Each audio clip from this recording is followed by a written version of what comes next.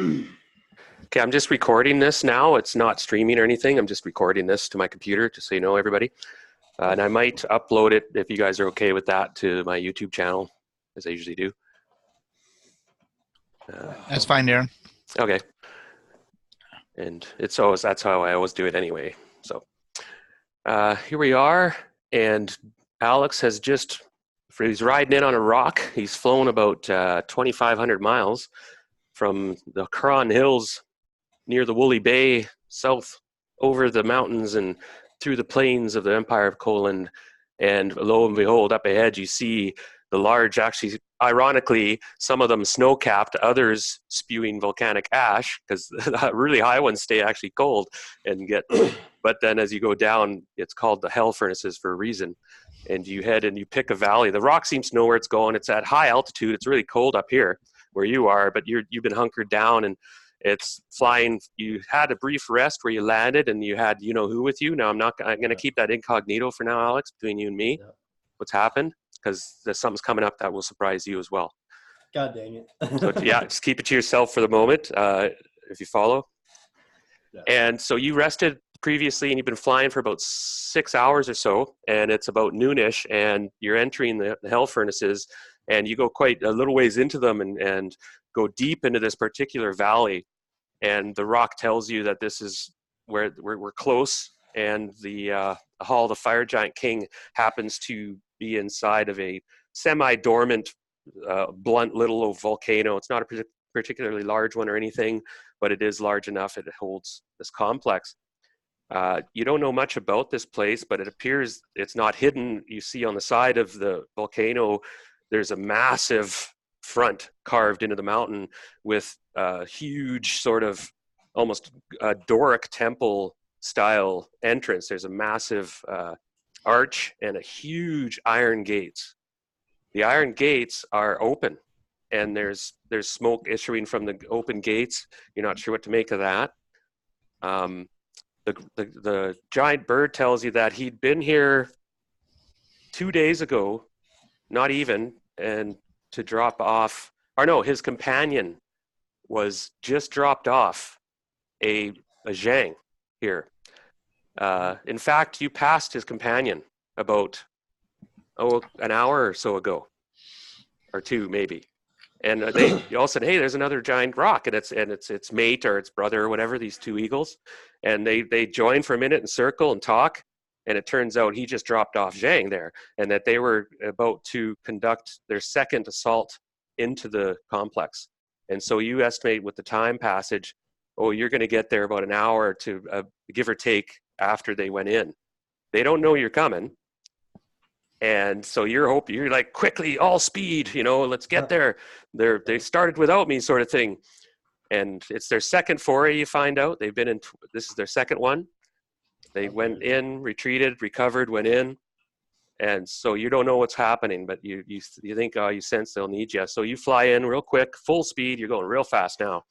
And he banks right in, wasting no time. And he sees with his keen eagle eyes, he says, "It is dormant at the moment. There's nothing about. I can land you right in front if you wish. The doors are open." The faster we get in, the faster we get out. So he just goes right in, flares up, and just lands gracefully, and you're off his back, you and your partner, and you're about 100 feet from the entrance, not even, and there's a little, and right away you can smell flint, and there's heat hits you. You're hot, you're starting to sweat already, and the smell of flint and ash, of course, and magma and heat is everywhere. Breathing is a little bit difficult. You have to get used to it. Well, what a crappy time to wear heavy armor. Now I'll bring you into the Roll20. I forgot to do that. That's one thing I forgot to do. You need an avatar. Now, where did I put? You had an avatar. Shoot, where did I put that? Great. Okay, this might take me a minute to find. Or I might have to make a new one for you if it takes. If I'm having difficulty. So anyway, we'll role play this. You go up. It appears that somebody's been here recently. In fact, you see there's a cooling puddle of lava that is as you go up to the door, you can kind of look in the door a little bit, and you can tell that this place has been carved out of the rocks, and it's done. Whoever did it did a really good job. Probably slaves, dwarven slaves, or something. And it's really tall. The ceilings are probably 25 feet high, and of course, everything's giant size, and fire giants are big. You don't see any guards, and just inside, the one double door is kind of open just enough for humanoids to get into, but not giants. So you suspect that this is where they went in. But you also suspect, as you peek into this main entrance that goes northeast, and it's probably 20 feet wide, 25 feet high, the sides of it are carved with motifs of giants crushing things underfoot and triumphantly holding up trophies and that sort of genre, glorifying the fire hall.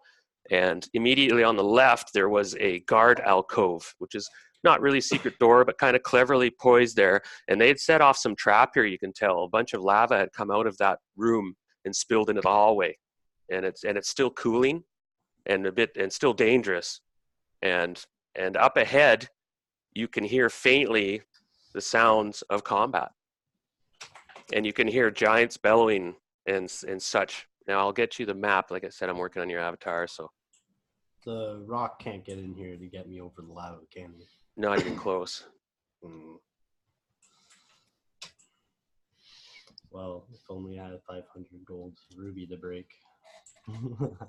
Well, you have any spell components you would need at this point. You would have stocked up, and even had, if you had the money and such, you would have, in the time, you would have had maybe even 2 or 3 sets of components. Then that would have been useful to know. Yeah, well, you're ready to go, right? Well, I didn't. The last time I didn't have a lot of gold, so. Right, and you would give most of it to charity and to your temple, but you could also draw funds at a senior rank. You'd submit request for funds. Yeah. Say, hey, I require this or that. But to get across here. Now you're human, right? Yeah. Okay, so you can't see in the dark. So it's lit in here. There's torches and stuff going on, or no, it's dark now. That's right. They had snuffed out all light when you guys went in the second time. So it is dark in here. There's a bit of faint glow from lava, but it's dark up front as far as you can tell. All right. I'm going to light a torch and have that in my main hand with my shield. Okay, I'm just getting your character here. So you're over here. So let me give you a little more light. So you've got that torch will cast about 30 feet max. You'll be able to see 20 clearly. So let me know. I'll save that. So you're over here. Can you see your character? Yeah, I can. Okay. Can you move your character? Oh, maybe I haven't set it up yet. Hold on. Yeah, I can move him. Oh, good. So let's program in your hit points. How many hit points do you have? 59. 59. And armor class? Defense is 3. 3. Now assume you have a helmet. Yeah. Do you have any protective spells activated or anything like that? Not right now. Now, you know how to access those different little icons. We use those a lot. You know what I'm talking about? If you click your character, go to the circle underneath. Yep. Yeah, okay. So use the appropriate symbols. We have some we use to default, right? And you'll pick them up quick. Now, you should be able, if you move forward, you should be able to see that lava. I'll move you into the building here. Okay. So actually, each one of these squares is 10 feet, so you're about this big. So you can move your character at this point. You notice the passageway has these huge tapestries that are coming up. You'll see. Let me see what you can see here real quick. I don't see very much. What the hell happened there? Kind of see there's a corner. Yeah, so your vision is limited. It's kind of smoggy in here a bit and oppressive, so that's how far you can see. But you hear from this direction over here faintly, so it's quite a ways away. It's not where I pinged, but it's coming from that direction. You Oh, hear the sounds of some combat and clunking and orders being bellowed. Do you speak giant? no, I don't. Okay. So you don't understand it unless you have magical means or something. So I'm starting the clock. Yeah, there's no sign. I'm wondering if there's any sign.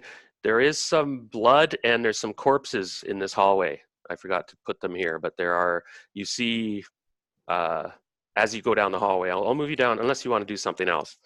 Well, I need to get past this lava. Even though it's cooling, it's still hot. It is, but you can, if you're not under pressure or running, you can walk around it and tiptoe like through the parts. Well, let's use some of the prepared spells I have. Sure. I'm going to cast Resist Fire on myself.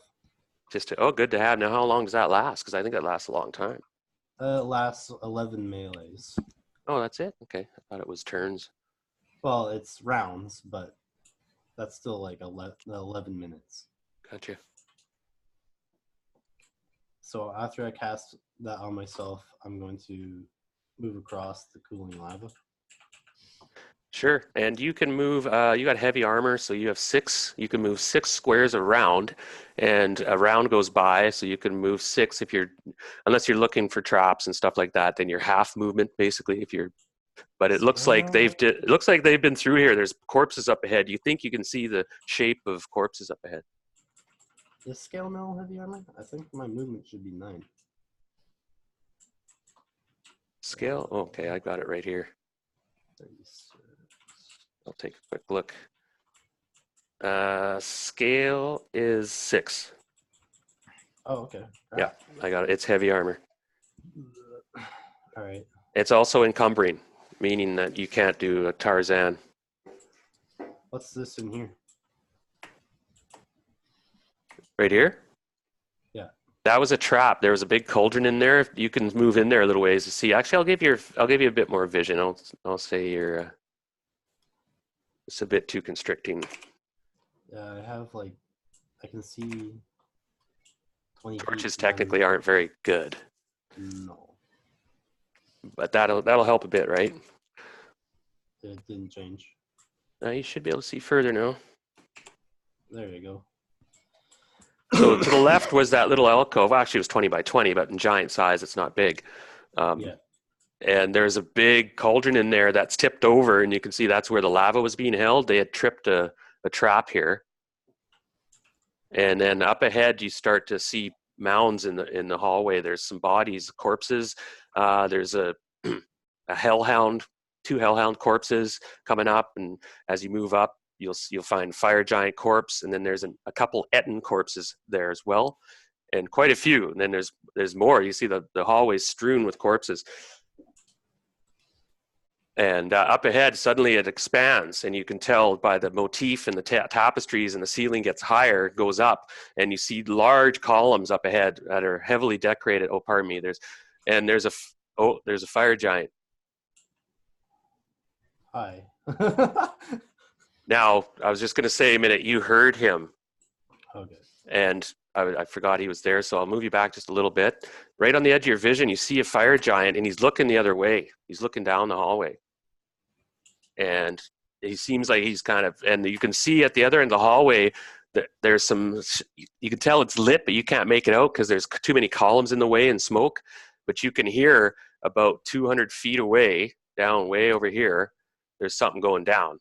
It's about 200 feet away, but these columns, like I said, and then and it's dark in between and such. And this guy just seems to be here. And you quickly kind of backpedal a little bit and flatten against the wall, kind of, and there's a lot of noise going on. So he didn't hear you or anything. He wasn't paying attention. All right, that's pretty good. So far. And yeah. Well, I can see why all the fire's out now because everyone's trying to sneak around. Yeah, but you know it's lit down here. You can tell the end of the hallway is lit because that's where the battle is apparently. But it looks like they've intentionally blacked out things. All right, and this giant, he's moving this way? Yeah, he's heading down the hallway. It turns out he's going that direction. He just came through that other hallway and was walking by. And he's sort of apparently joining the battle or something. All right. because there I'll he's apparently it's going on. There's bodies everywhere, by the way. Like I said, like everywhere. There's a bloodbath in here. There's freaking giants and ettins and hellhounds. As far as you know, no friends. You don't see any friends yet, thankfully. It seems that they've been doing. You see their handiwork though. yeah. They're doing a good job. Yeah, it looks like it. But you're not sure how things are going at the moment. They're deep in the back of the hall, if that's them scrapping, which you assume. Wow, this is a safe bet. Yeah.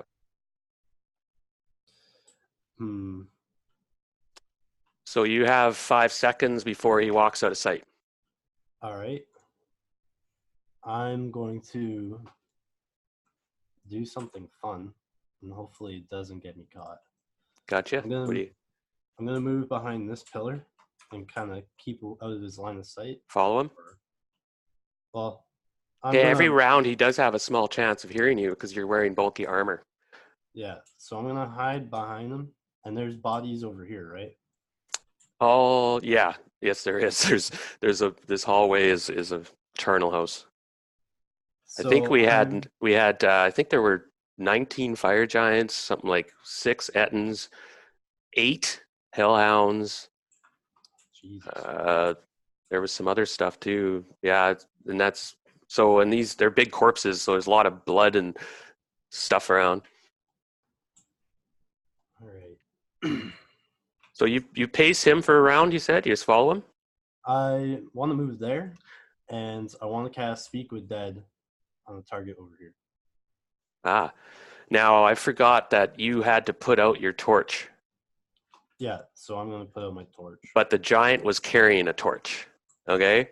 So Because you saw his light coming, so you put out. Sorry, I kind of messed that up. I forgot. So he is carrying a torch, and it's a big, big honking torch, so it's giving off more light, and you shall see it shortly. And I'm going to douse your light for the moment, okay? Yeah, I'll put it out. Oh shit, I can't see anything. Oh, right, yeah, I forgot to. Yeah. You can see about 20 feet in this sort of dim aura. Generally, I'm going to say there's a faint light coming from the walls and such, like there's these stripes of kind of lit up, solid magma and weird rock. Anyway, so he's moving forward and moving along, and he gets to this central area, and you can still see what he is doing, right? Well, you'll have to move till you see him, right? Yeah. So he's going by these giant central pillars, and beyond that, you don't know what scoop is, and he's trucking along. Well, before he gets too far too far away, I want to cast Speak with Dead on one of the giants over here. Okay, he doesn't seem to notice you, this giant, and he just goes off as you go over. How long does it take you to cast that spell? I think it's just one turn, so not very long. 1 round, okay. And a turn is 10 minutes. Round. Never mind then. I'm not going to cast that. Yeah, because that spell I thought took a little bit. You have to kind of. Yeah. It's handy spell, but it takes. If it says a turn, that's 10 minutes. That's 10 rounds. So yeah, never mind. I will just continue to follow him. Well, I'll let you do what if you had a backup plan. If not, he just goes. He keeps going forward. And up, you can see that he's heading off. There's a barrier over here that the giants look like they erected for the second assault, and there's a big bloodbath in front of it and around, and the giant keeps heading off. And you can just make out activity toward the end of the passageway. And you realize that there could be a giant or something come into this hall any minute. There seem to be moving around a little bit, right? There's reinforcements trickling in. Yeah. As you make your way across. And so that's 2 rounds have gone by. It's not looking good either because I still had no idea how to get to my friends. So now, yeah, I was just going to say, if you have any magical means to find people or something, but also I was just going to give you a dexterity check, pardon me. All right. Or I'll let you decide. Actually, it's your call what you want to do. You can look at things and observe and see what's going on. You can definitely tell the combat started out there or near where you started and was progressed up. Like the giants put up a huge fight here, and there was a lot of carnage. And there's actually a patch of water here too, and little wisps of ice are still melting where some powerful spell went off about where you're standing. And you see that there are some fire giants and stuff here that are actually frozen and thawing out. I can't really see a whole lot. Well, I'm just describing it to you.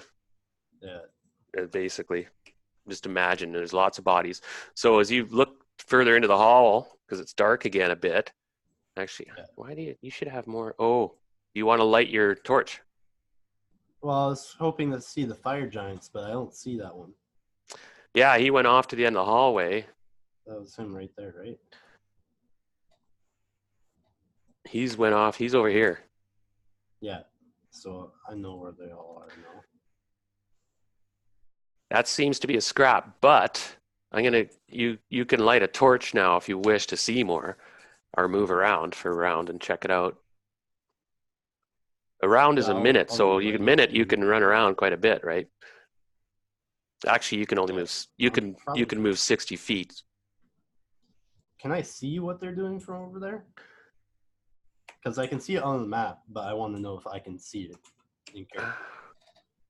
Well, you can actually make out what they're doing. I'll give you what you can see. You can see there are at least a half dozen or more giants down there, and you don't see much else. They seem to be there's no big cacophony of fighting going on right now at the moment, though.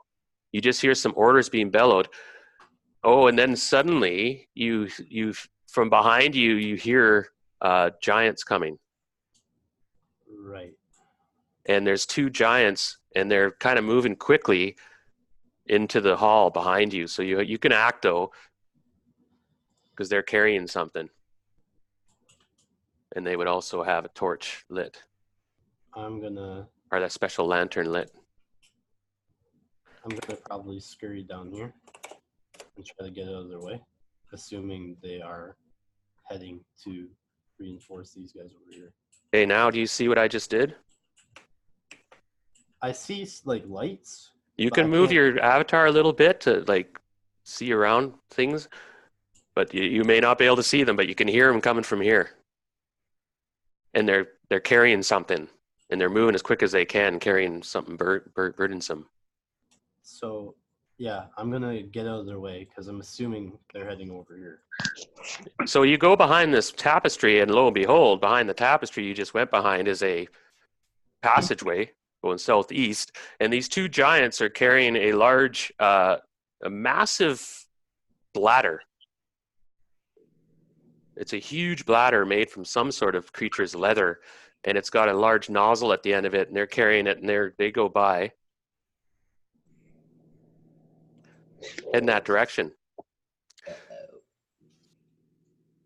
And you observe them go by, and they muscle it over top the barrier and get going. And then you also, now it's something else that really pulls the trip over your head. And I kind of have to do this privately with you at this point. And I see Scott and Brad are here now. It took me a little while to figure out how to kind of get the Zoom going, but I think I'm okay. No, it seems to work good. I thought I heard Brad too. Welcome. Yeah, I'm here. Yeah, only audio though. I don't have the webcam. Oh, and what you can do though, Brad, is you can, if you go, I want to see if this works because it doesn't work for Dean. Or did you try it, Dean? Oh no, you got it going, Dean. You got something. Yeah, I when I rebooted it, there was an update, and when I go back on, it worked fine.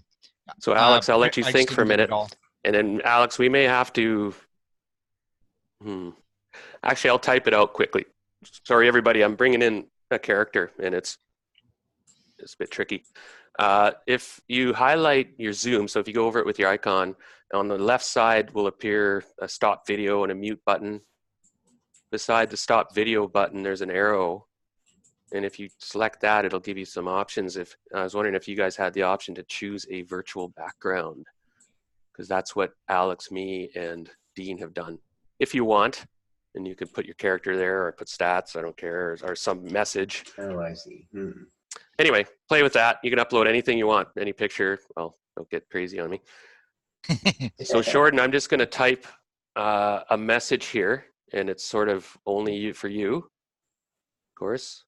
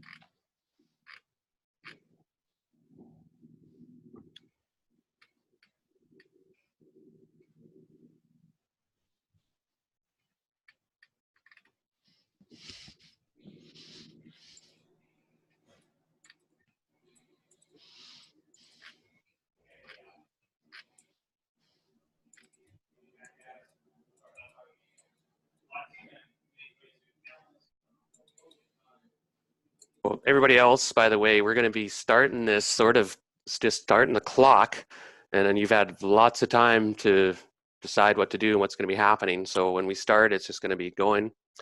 We unfortunately stopped the last game in a brief pause in the combat where you guys were in the secret passageway behind the hall, and Snur had blocked the one end, or was at the one end with a bunch of his men, and the back door was still open as far as you knew through the bedroom of Snur. And you also found in this secret passageway there was a treasure room guarded by a pyrohydra that you guys had killed, and then you guys hadn't had much time to loot the treasure because you came back to deal with Snur. At the moment, he's yelling down the hallway at you guys in common. I got you like rats in a tunnel.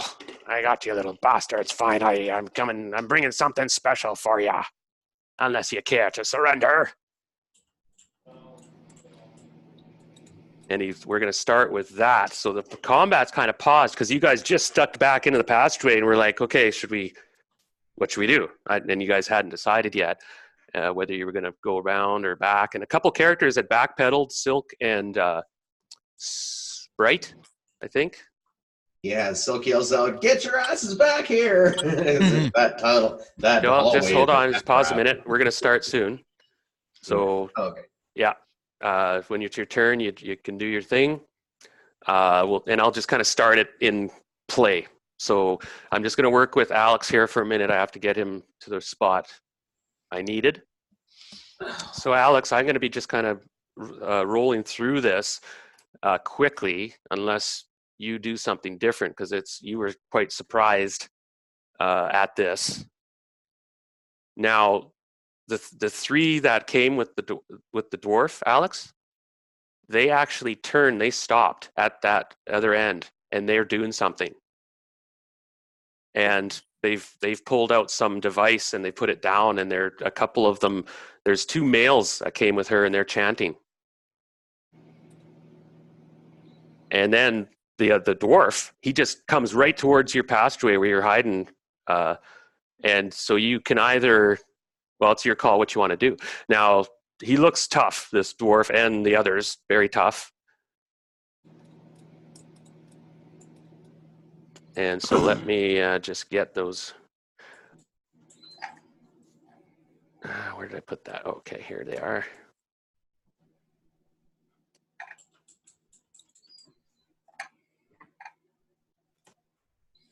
Can I Okay, discern what the nature of their magic is? Well, if you have time for the moment, let me just get the dwarf. The dwarf appears to be coming right toward you, and like next round, he's going to be coming through, pushing the tapestry side and going into that passageway. So you don't have time to spot. That's all you saw before you had to duck back and go, oh shit. And it appears this dwarf does not expect you there. Like, he's assuming it's clear. But they're moving quietly as they can. But the dwarf himself is, he disappears. So okay. So Oh no, sorry, he doesn't disappear. He's still there, but he's coming toward you. okay. So a segment is half a round. 1/10 of a round. 10. So that's 6 seconds. All right. So I can cast two. I can almost cast 2 spells, but the one I You can only cast 1 spell a round, no matter what. Okay. Okay. So this round, I'm going to cast Wyvern Watch, and it takes 5 segments to cast.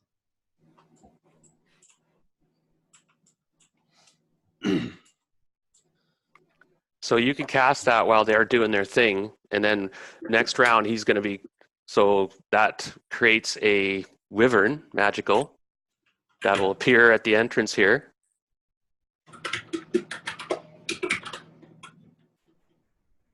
Yeah. And the dwarf is going to be on the passageway pretty soon.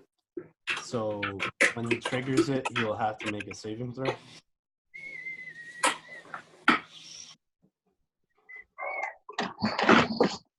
Okay, we're picking up somebody's keyboard there pretty bad. Okay, so next round, what are you going to do? Because he's going to be there this round. Next round, I'm going to cast Dispel Magic on the 3 mages and their object.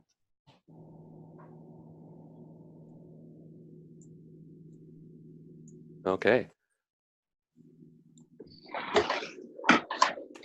Because whatever they're doing over there, it's not fucking good.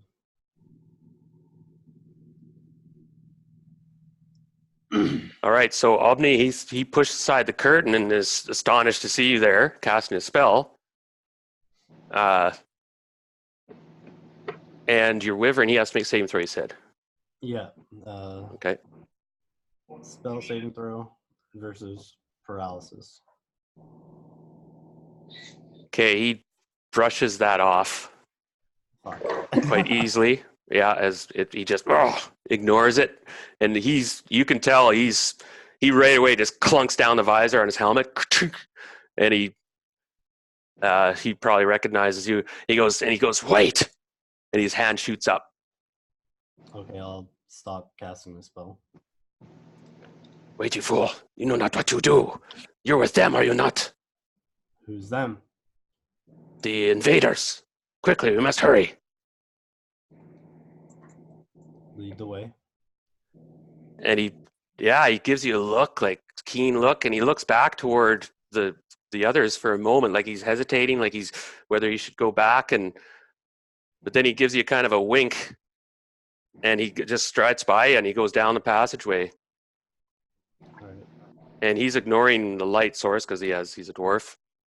And you see he goes to this corner. Now he slows down. He cautiously looks around the corner when he gets to the end here. You can follow him if you want. Yeah, I'm following. Now you leave the others behind then, of course. The other 3. Okay. And you stopped casting your spell, right? Yeah, You said. Yeah. Okay. So this dwarf gets the corner. He sees there's more carnage down here. Apparently the party came this way at some point. There's bodies and blood splatter. These doors here are actually open. Actually, are they open? I can't tell if you guys can see that or not. I can't see it. Yeah, okay, so he moves to the end of the hallway here. Keep moving forward. And another round goes by. And he's moving a bit of a hurry, though. Now, you do see that this is sort of a luxurious part of the complex, and this could be possibly the King Snur's personal wing, so to speak. There's bodies everywhere. There was a big scrap here, and Obni goes through the doors, pushes them open, and he turns back to you as you get inside. So, you're one of them. You may wish to hear what my mistress has to say. Please, you must tell the others to cooperate with me. Their survival is at stake. Who's your mistress? She will reveal that herself. And he lifts his visor up, and he looks. Now, you've never met Mongo. Okay, forget it. He looks like a very robust, strong, powerful dwarf. He's got awesome plate mail armor on. He's got a warhammer at his side that's clearly magical. He's geared out.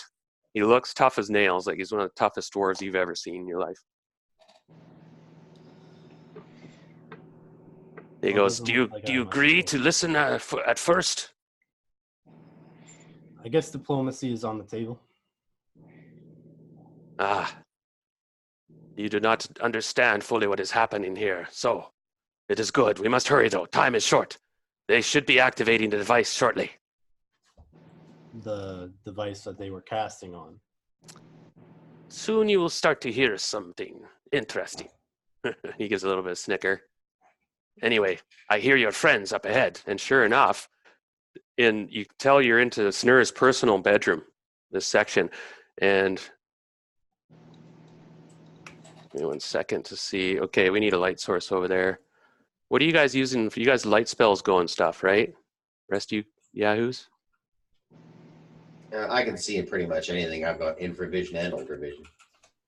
Yeah, I'm pretty sure we had 2 different light spells on when we come in.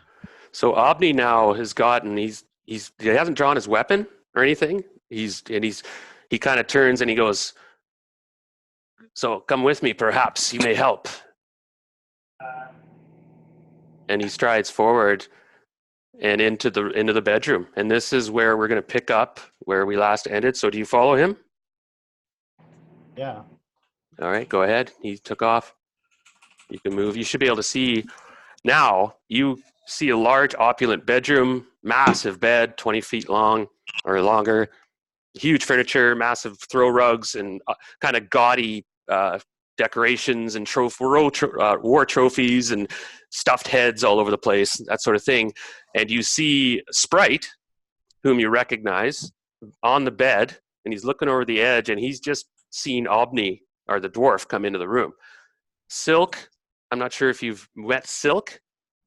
He's came later on, and Silk is an elf, I think, or something. Yeah, I don't remember. You recognize Silk? No. And you see a small female, looks like a human, but she's pretty wrapped up in some tight-fitting black robes. And they've turned as Obni, who's not trying to hide the fact, comes striding into the room. And our last session ended at this point, last spring. Everyone should recognize this lead up to this point. The only change at this point is, unless you're hiding yourself, Shorten, you walk up beside Obni. And he gets in, he stays about 30 feet away, and he stops inside the room. And we'll start shortly. I'm just going to take a short bio, everybody, and then we're going to hit the clock and make sure your characters you can use them, they move and everything, and make sure you have your hit points. Looks like we have some damage. Some people are wounded, so don't change that. That's what it is. That's what you have. Well, I guess I get to do my job right away. Yeah, so I'll be right back, everybody. Is everybody good to go, more or less? And we're short a couple people, so I'm going to slow roll it a bit. I'm not sure where Jim is. I don't know. We're missing a couple players.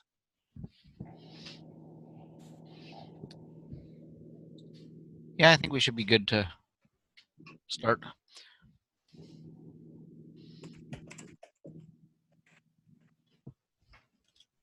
don't know where Jim went.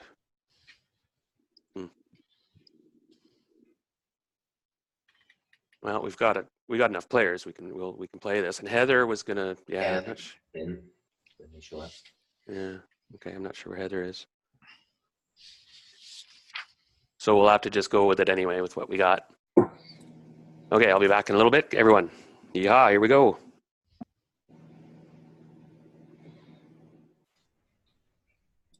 I know Sprite. I don't know the woman in black. I don't know these people. Who do I smite, damn it? Yeah, my character's a magic user thief.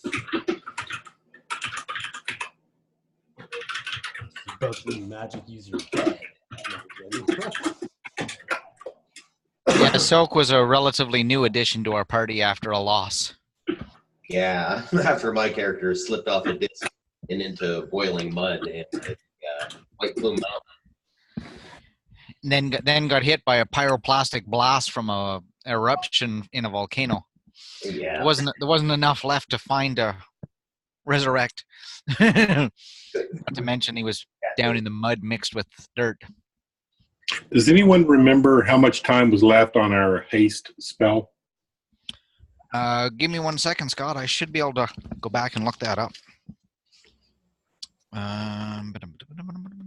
It's like 3 to 5 rounds, but I don't something like that. But we definitely didn't have just a ton of time.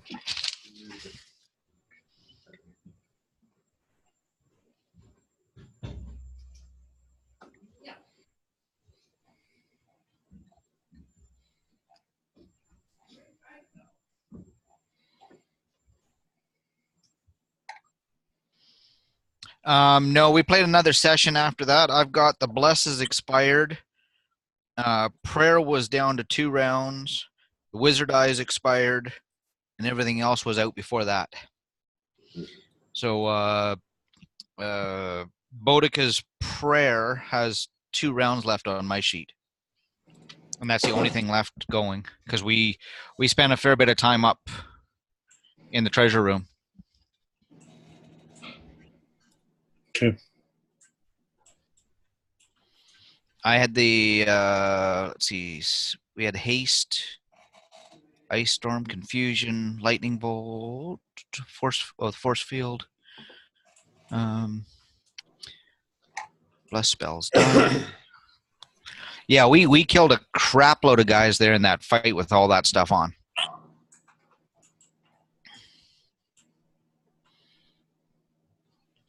Four, 6, 7.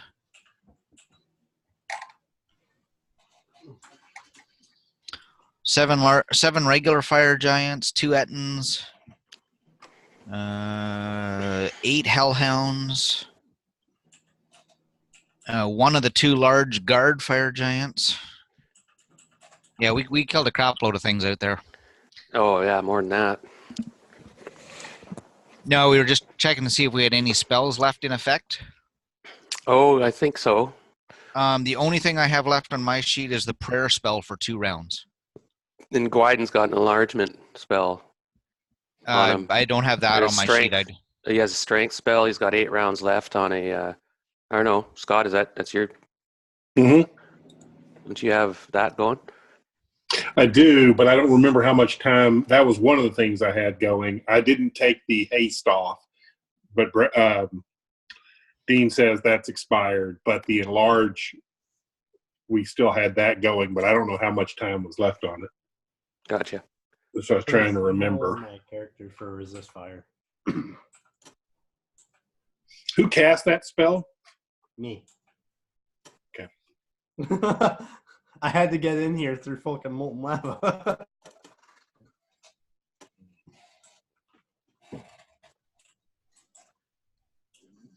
Okay, I'm just setting up a couple things I had to do last second.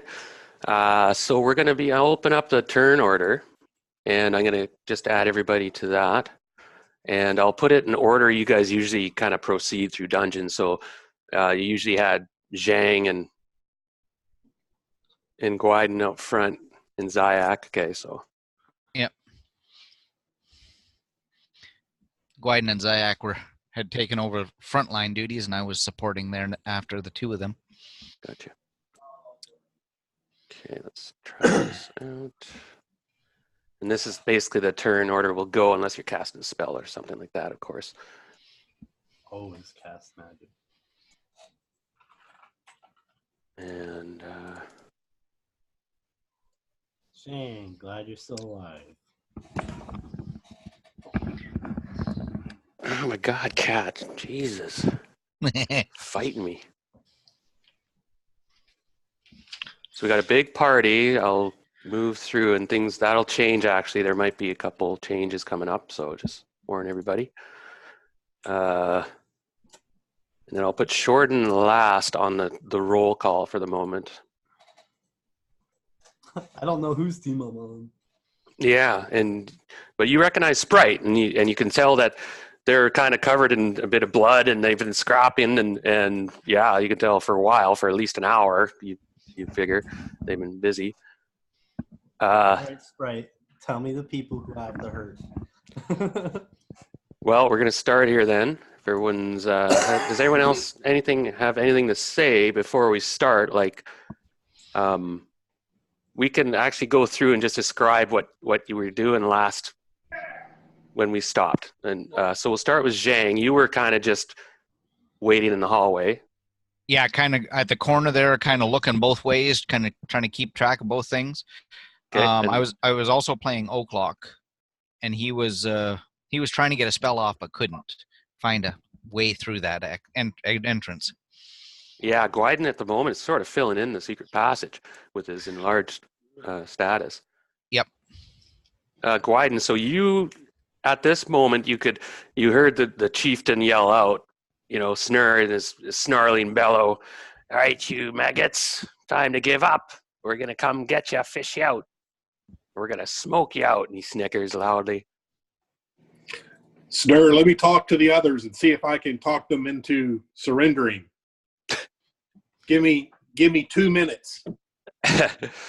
There's a moment of a couple seconds. He's like, he laughs. "I'll enjoy drinking your blood," he screams. "Hurry up with that thing," he yells out. All right. Then you start. Okay, sorry, we'll go through. Sorry, go ahead, Gwyden. No, I was just going to say, I don't know what he's got in mind, but I think we should kind of be backing up here in this hallway. I don't know what's coming our way. Yeah, he's a tricky fellow. So yeah, you're going to back up a bit. So you're telling everybody, "Let's back up, everybody." So you hear Gwyden say, strategic back crawl. You're not in combat, so you don't have Let's back up so we can surrender in just a minute. So you can back up like half your movement rate, basically backward sort of thing. But in here, we'll get to that in a minute. Zayak, he's in the back, sort of trapped in between and can't do much. You guys are a bit trapped in the tunnel at the moment. Mongo, he is with Zayak. Everybody else more or less is in the hall, stuck in the hallway. Now you can cast a spell now if you want. Boudica, unfortunately, Zayak and Boudica are not here, but they're here. I'm gonna play them. Boudica casts a cure, or she's been using her spells too. Actually, not sure what spells she has left. Okay, for now I'll pass on that, and then Sprite, and we'll get to what happens. So Silk, we'll let you speak for the little crew that's in this room for the moment. Okay, we'll zip to Silk, and Sprite turns to you and he goes, "It's Shorten from Hamlet. He's a cleric friend of mine." And he's like, "Hey, Shorten," he yells out. "What are you doing here? Who's that?" Thank He points. God. It's not another enemy. "No, he's a buddy." And Sprite goes to jump up onto this chest back here and seems like he's going to go forward and in his usual fashion hug Shorten or something. Nefertari's with you guys. Now, Nefertari is a bard, and she's got her flutes up to her mouth like she was going to start playing them and such, but she lets out a little bit of a trilly note, and you guys can sense that she's getting ready to resonate some song, perhaps. You've seen her do that before, where she's been able to do different things with that. Okay. Do I notice these guys coming back down the hallway? Yes, you can see them sort of backing up, and you see Boudica has got to the secret door, and she's going to come just about to, if you guys want to leave, and they're all kind of stacking up. I got my sleeve here. Sure, and Gwyden, you managed to back up to here, like strategically, before it just It's not ran us. retreating, it's just tactically backing up. Yeah, and that's when Gwyden, you do start to hear some yelps and roars of rage come from the throne room. It's almost like the usual. At one moment, you could hear Snurry yelling in giant tongue, and giants moving something and moving, and all of a sudden there was a yelp of pain and a shriek. Also, you hear one of them shriek like a girl. It's the most weirdest sound you've ever heard. And you're wondering what could possibly make it do that. And you got to be careful. You're stacking up here on people. Now, each one of these squares is 10 feet. Now, the giants can just get through these secret passageways without kind of scraping. They can. It's 10 feet wide, but they can't swing their arms and stuff.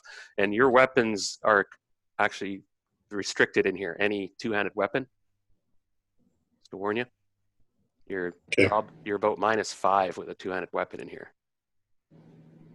He yelled down the hallway, "Mates, get your asses back here!" They have some sort of bladder that I think they're planning to shoot stuff down that hallway. Oh. Youch. I might have to help with that, but we need to get everyone back in this room. Okay, so it's happening now. That round's done. Now, Silk, you can finish up. We kind of rushed your move. Now they start coming into the room, and Silk, you come forward a little bit, and Boudica, she has enough. She comes into the room. Now, is anyone going to stay in the secret passageway? I start preparing a spell. No, that sounds like a good chance to get out of that hallway. That's not a great place to be. You do notice that. Sorry. Gwyden, I'll just back you up some more. Now, Gwyden, for the moment, nothing's happening in the hallway except these squeaks of pain and surprise. Now, as soon as Mongo steps into the room and he sees this dwarf, now Mongo is another dwarf in the party and he's got scale mail, I think, and a helmet and such like that, but his face is open. And you almost recognize that he kind of has the appearance of, he looks a bit like Obni. And Mongo kind of stops and his mouth goes wide and he's like, "Can it be? My uncle, he lives. How come you here?" And Obni looks a bit surprised, or doesn't look surprised. Actually, he seems he knew Mongo was in the group. And he goes, I'm your Uncle Obni. That's right. And I come bringing an urgent message from my mistress. And his face kind of snarls a bit and twists. Do you wish to hear it? She offers a truce and a parley. We have a brief amount of time. The giants are, and he gives a bit of a grin, shall we say, distracted? But the time is not long. We perhaps have moments. Who wishes to speak for the party? I just got here. And everything's tense and happening at once. And who is going to step forward? Now, Jim is usually up too, but he's not here at the moment. So Zayak's kind of laying back at the moment because other people have to assume the leader's role at this point. Yeah, so Zhang, you were kind of a core member. And Gwyden, I'm looking toward you guys. Yeah, I mean, I can't really, I'm in this hall. I'm not. Yeah, that's true. Know that I can really participate. You're covering the retreat. Yeah. Zhang will step forward. What's the options in this? What do you have to say? We'll listen for a moment. It's not what I wish to say. Here. Yeah, you are right. It is a hurry, but I will ask that you do not jump to conclusions, for you are about to meet the mistress. But I also caution you to show respect, for they are a very touchy lot. You are about to meet the grand honored matre of the council.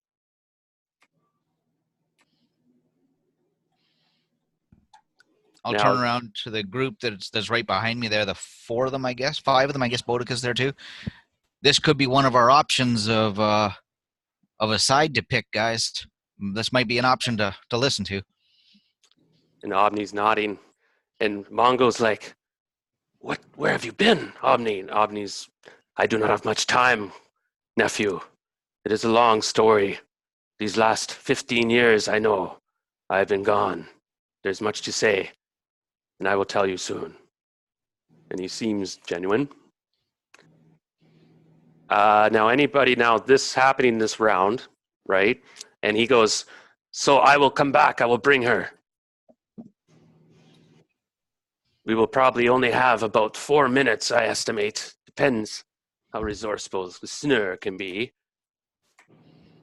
In Gwyden, you can hear these shrieks and rage and stuff still going on this round.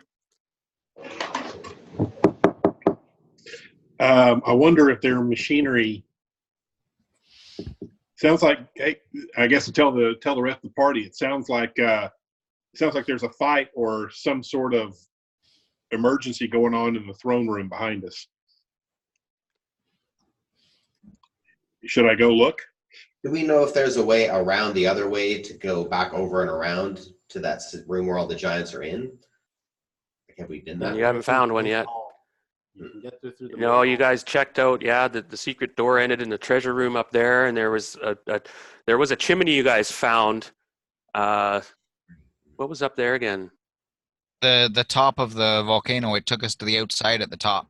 Yeah. So you guys have a way out. I think we already have a rope and everything established too. Yeah, I remember. Okay, so you guys had another escape route if you guys wanted to. You guys said, well, we could just bug out. Appears the giants didn't even really know about it. It was used by the Pyrohydra, I guess. But for now, you guys have retreated into this room, so we'll see what happens.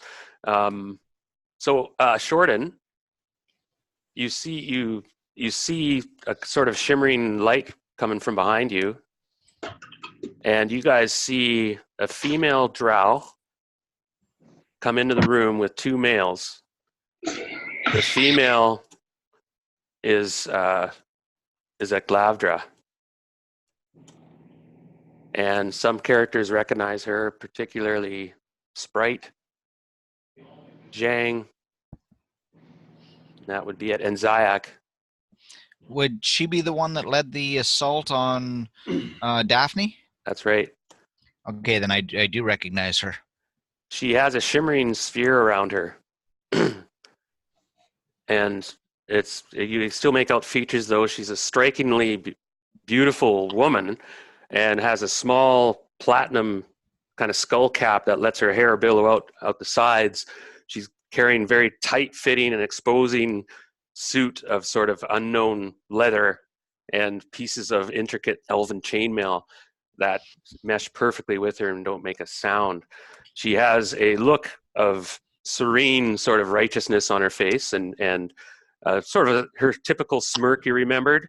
She seems full in charge and confident.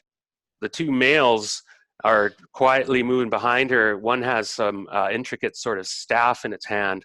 And she, by the way, is carrying this wand, and it's got this sort of weird kind of jelly-like tentacles on the end of it, like a little ball of tentacles at the end, jelly-like.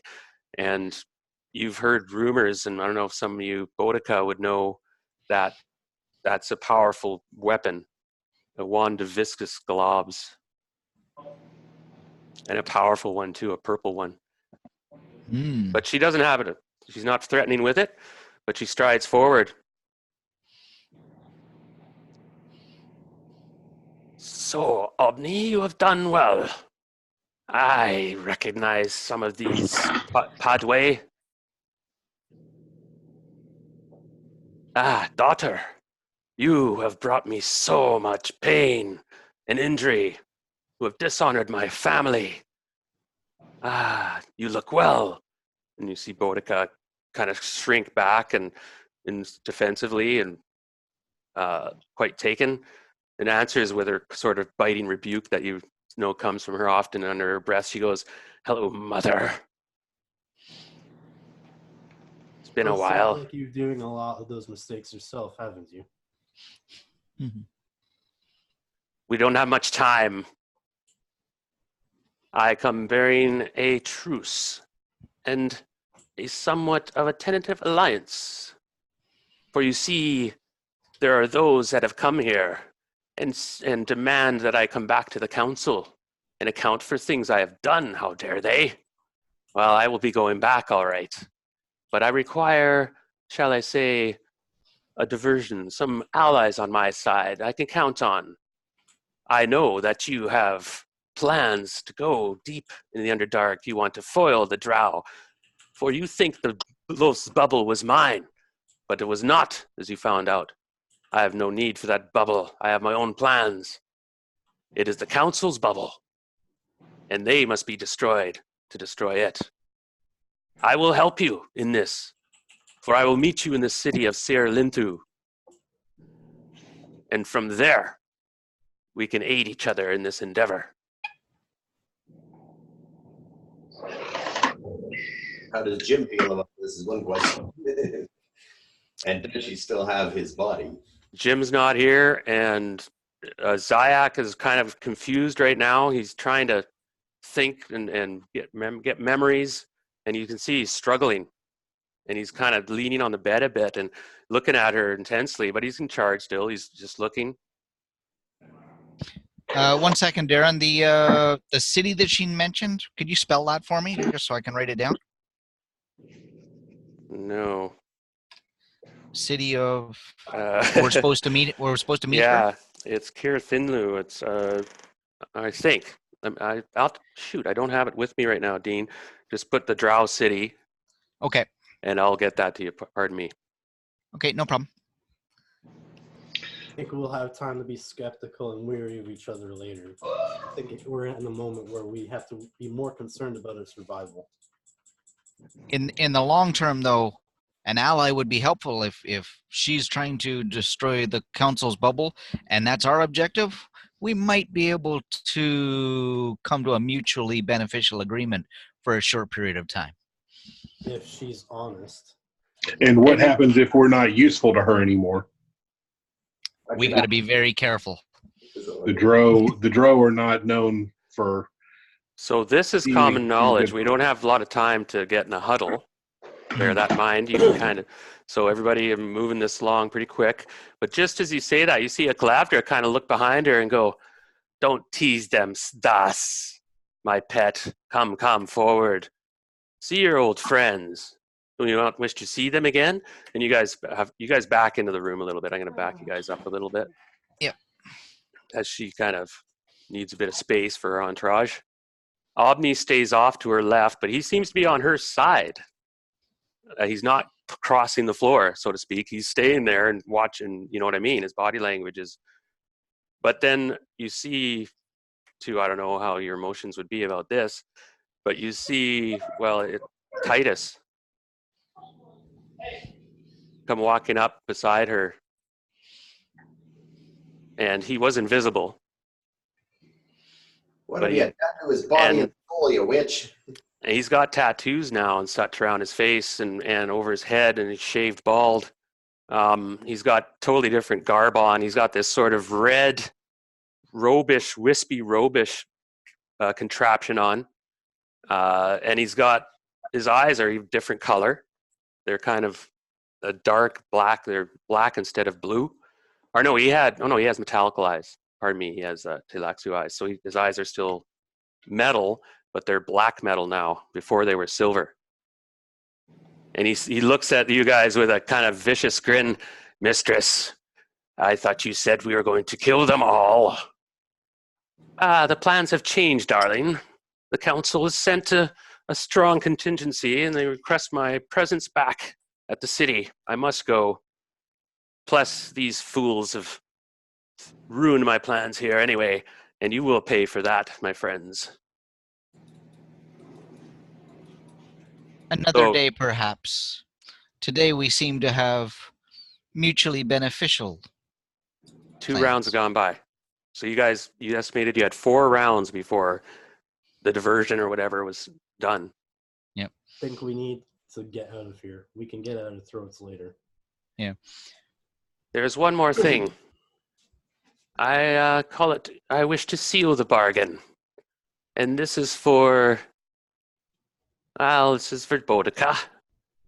And she takes a necklace off her head and gives it to Obni, who walks up and takes it, and Obni brings it over to Boudica. And it's a strange little necklace with a jewel embedded on the tip of it. It doesn't look much beyond that. You may find that interesting, daughter. It's a message from someone special to you. And Obni comes back and she sneers at the word special. Now, Heather isn't here, so we'll have to skip over that for the moment. Now everybody else is tense and waiting, and the howls of Dal Gwyden, you're back, but you can still they're still going, and shrieks, but they've calmed down a lot. The shrieks have stopped, and now there's anger and rage and stuff going on. So we're done with the dramatics.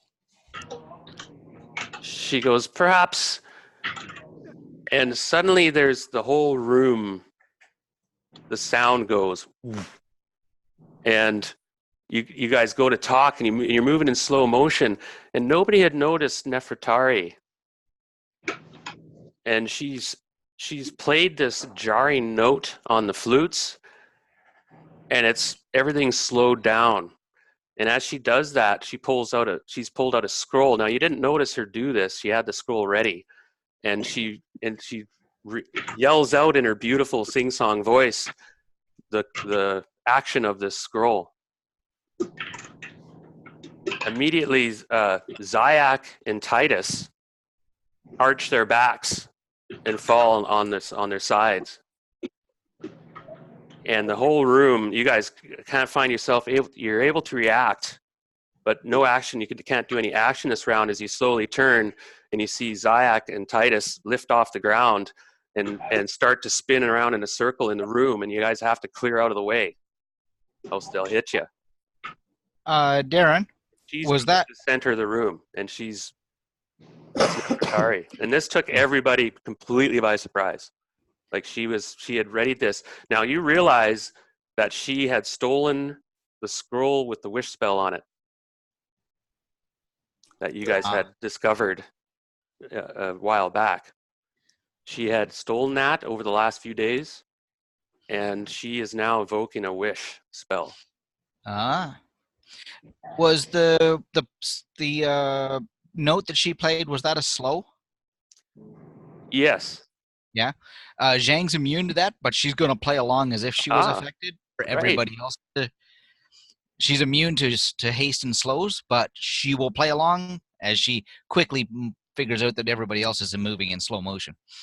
Now, everybody, if you have a capacity to do something, you can speak up. We can go down. Now, Zhang, you just guard her, and you can see that the two bodies are swirling around each other, and you have to get out of the way. You see Obni backpedals. You see Clavdra looks shocked, as all you are. And the two mages, they're right away up. One's got the staff out, and he's whipping it around, and he may be casting or something. Clavdra is just like backing up. What have you done? Who is that? What has that bitch done? And Clavdra backpedals quickly, and Obni, and with her two mages, the deal is on. Curse you all, quickly, let's go. And unless now, that's what they're doing as this spell is happening. So next round, you can tell Zayak and Titus, Clavdra, they wait on the edge of the room. They're waiting there because they're curious to see what the heck's going on, but they have an idea. Clavdra is looking intently at Nefertari now. And Zhang, in front of your eyes, Nefertari is shrinking in her clothes. And her body is distorting and changing shape. Have I noticed who was casting? She was casting. Nefertari was activating a scroll. Okay, yep. I'll knowing how important she is to certain members of the party, I'll move up beside her to make sure that nobody can interfere with her. I don't know what she's doing, but I'm going to protect her just the same. Okay, Zayak and Titus stop spinning, and they both end up back where they. I'm going to roll actually. I'll do this as a GM roll. By the way, I'm going to be doing a lot more secret rolls, by the way, and I'm going to also be rolling for damage. Okay. So they end up, it so happens that Titus is over here. I rolled randomly which direction they would be, and Zayak is over here. And they stop spinning, and it's like they're let go from some invisible strings. They just collapse onto the floor, and for the moment start to move around and swirling, struggling to get up. And Eklavdra's just looking at her, and she's starting to smile and grin. And she starts to laugh because you see a black cat crawl out from the clothes, Zhang, and whoever's looking. Mhm. And you'll recall that she was originally a cat. Yep. Nefertari.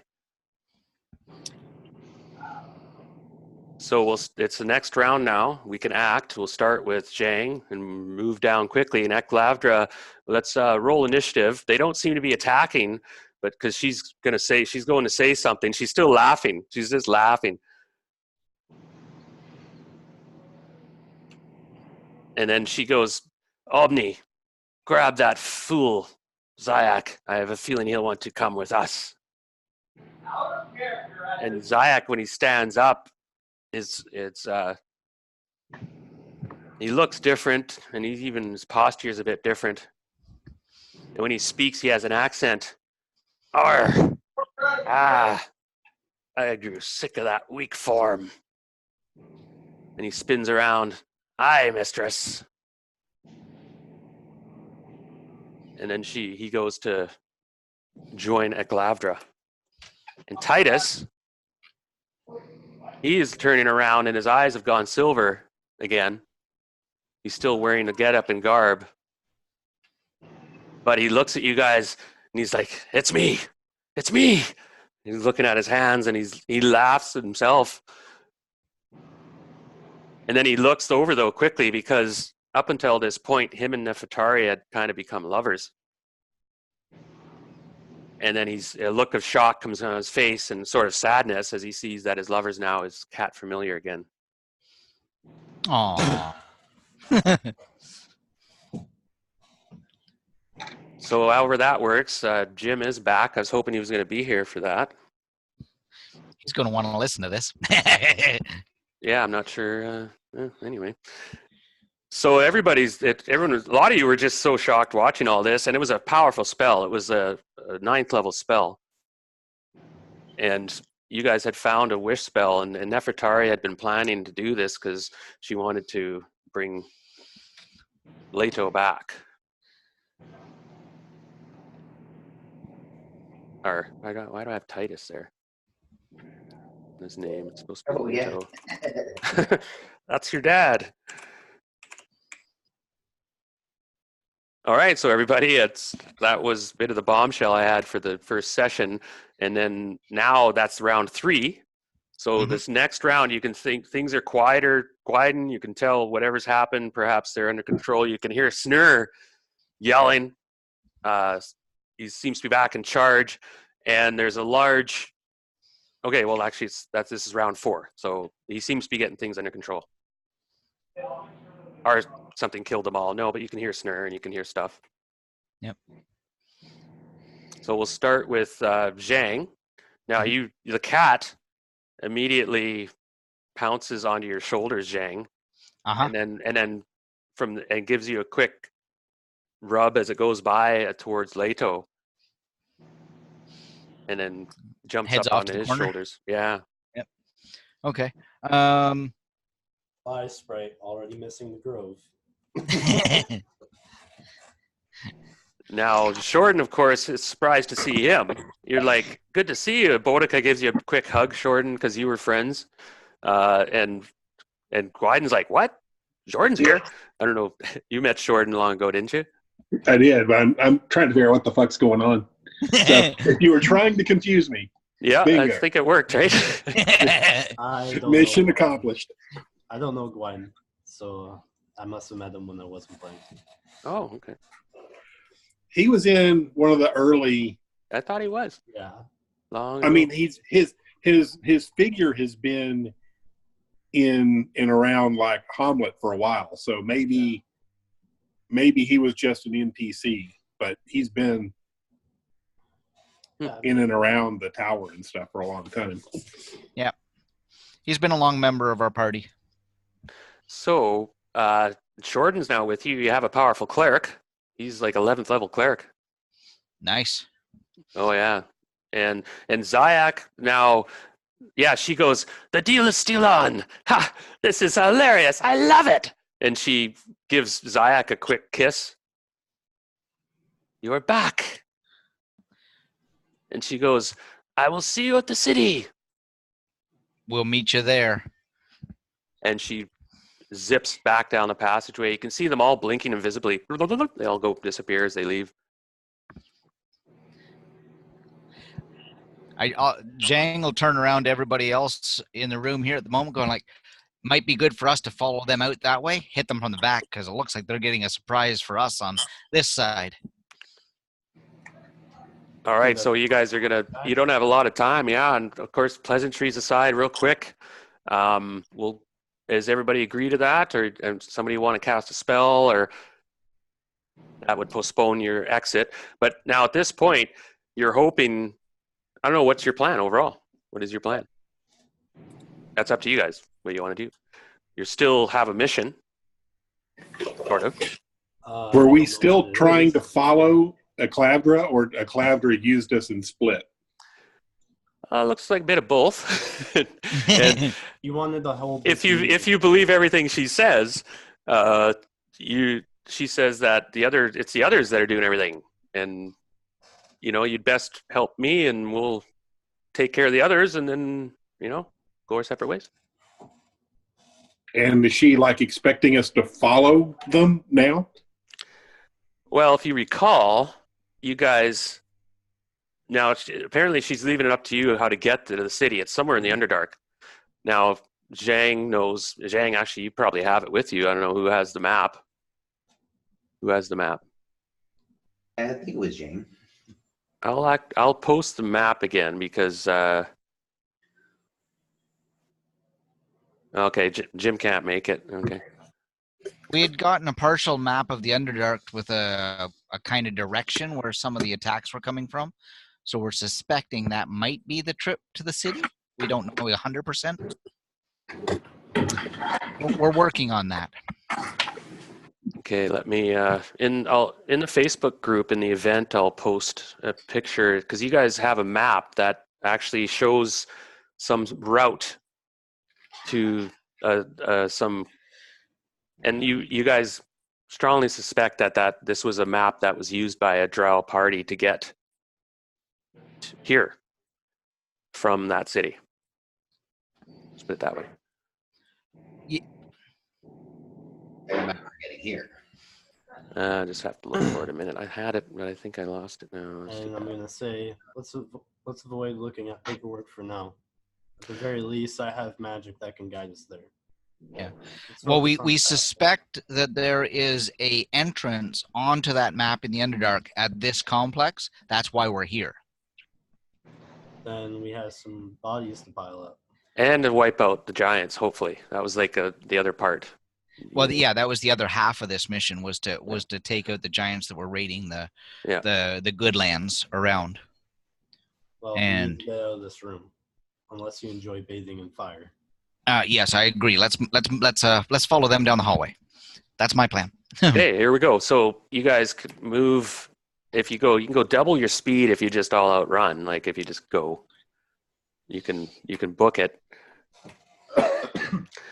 Gwyden, sure enough, there's some liquid comes splashing into the hallway with quite a bit of force, and almost you're lucky you went that far back because it hits the corner and splashes around the edge a bit, and then you're like, oh crap, you can smell oil, like really rich oil, like just real pungent, like whoa.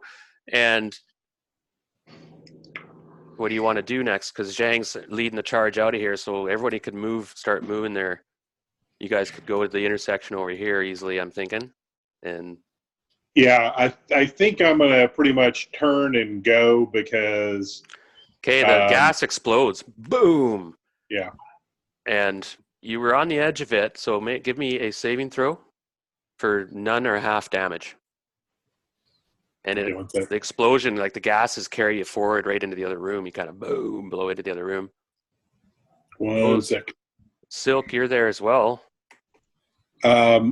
Say versus Breath weapon? breath weapon. Okay.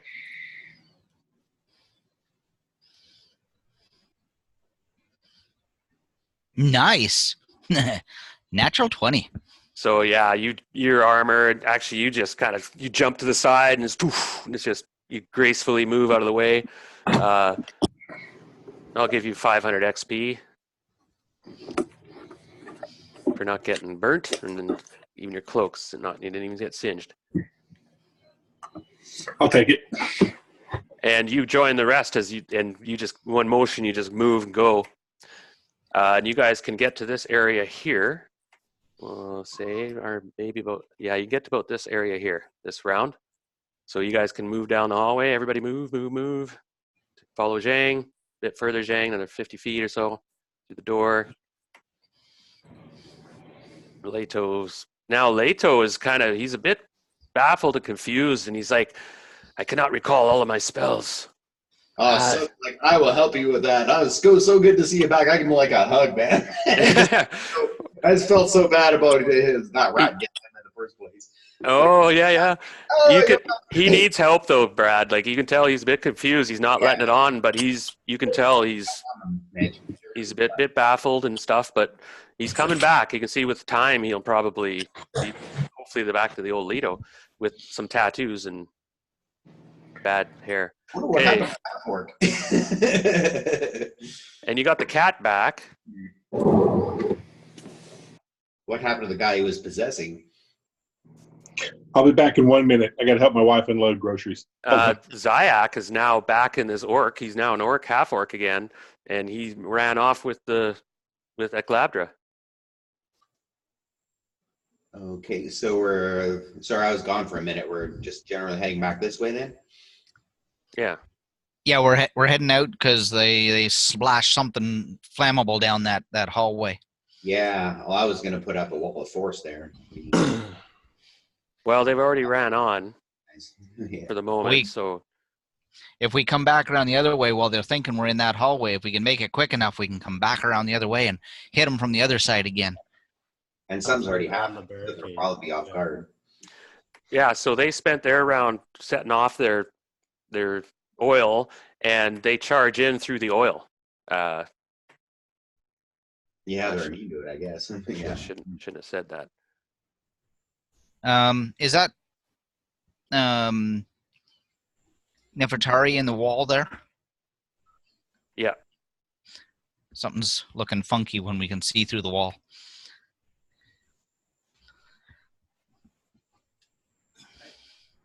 So you guys reach that. So your plan is to go in the hall and ambush them, right? Or attack them. From the other side around, yep. Gotcha. Okay, so it's round is over. Anybody? Now you can't cast spells when you're running, of course. Mm-hmm. So just bear that in mind. It's next round. You don't encounter anybody. These doors haven't been opened yet. You can tell they're still closed. Nobody's been down there. Okay. But just in case you guys are wondering, that it's a chunk. Now there's nothing there at the moment.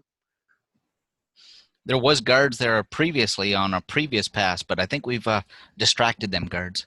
Yeah, they got killed, and the doors were closed again. So there might have just been guard post. I could wizard lock these doors behind us, these ones.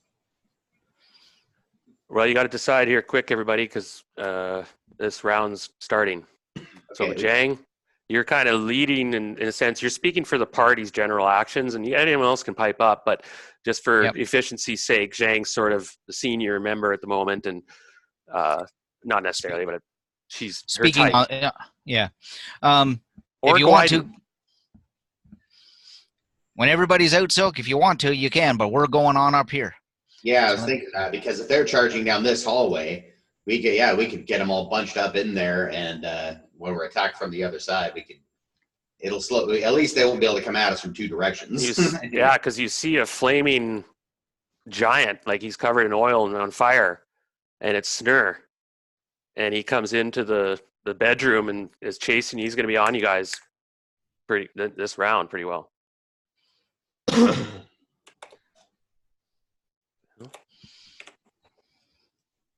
All right. Okay. And there's more. They pour into the bedroom, and they move pretty quick. And he's pissed off. He's roaring. He looks quite imposing. He's like dripping with fire and splattering oil everywhere, burning shit. It's quite impressive. You guys are like, holy shit. Why didn't slam the door shut? I'm going to cast something on them. All right, so you're muted, by the way, just so you know. Okay, so Silk's gonna cast that. Leto is stumbling back and still a bit confused. He can't seem to cast spells at the moment. You slam the door shut and roll a open closed doors, Gwyden. Yeah, I'll close the doors. Yeah, you have to roll. These are really heavy. These ones. Is it a bend bars lift gates, or what is it? No, open doors. I do have it my size. I would have to think I've got 1800 strength, right? So that's a bonus. Oh, right. So open doors, and- 1 to 3 And he's enlarged at the moment. on a 6. Oh yeah, you rolled a 1. Okay, so you close the doors, clang, and Silk, you're casting a force field. I could cast a wizard lock on it. So basically, they have to break down the door or dispel the spell, although that is more possible. You got 5 seconds.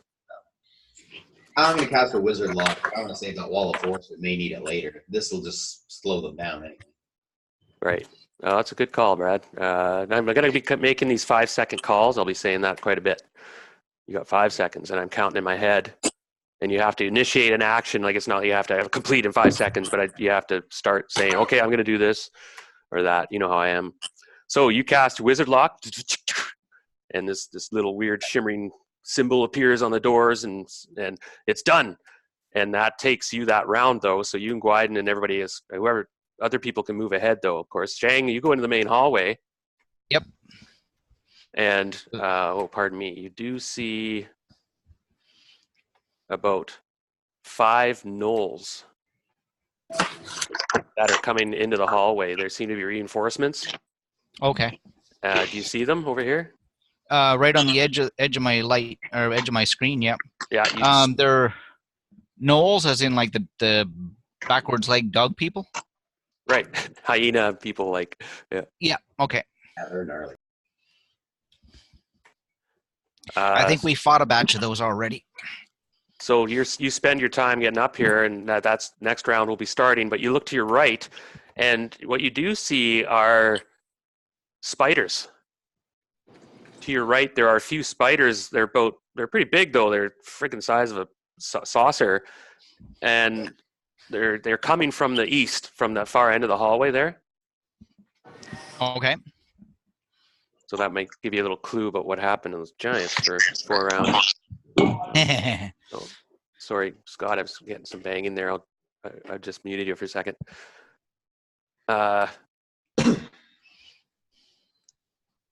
We'll start the next round. So let's roll initiative because those gnolls see you. Yep. So I'll throw you an initiative here. Okay, I got a 5. I think that one went quiet to you because I didn't. D6.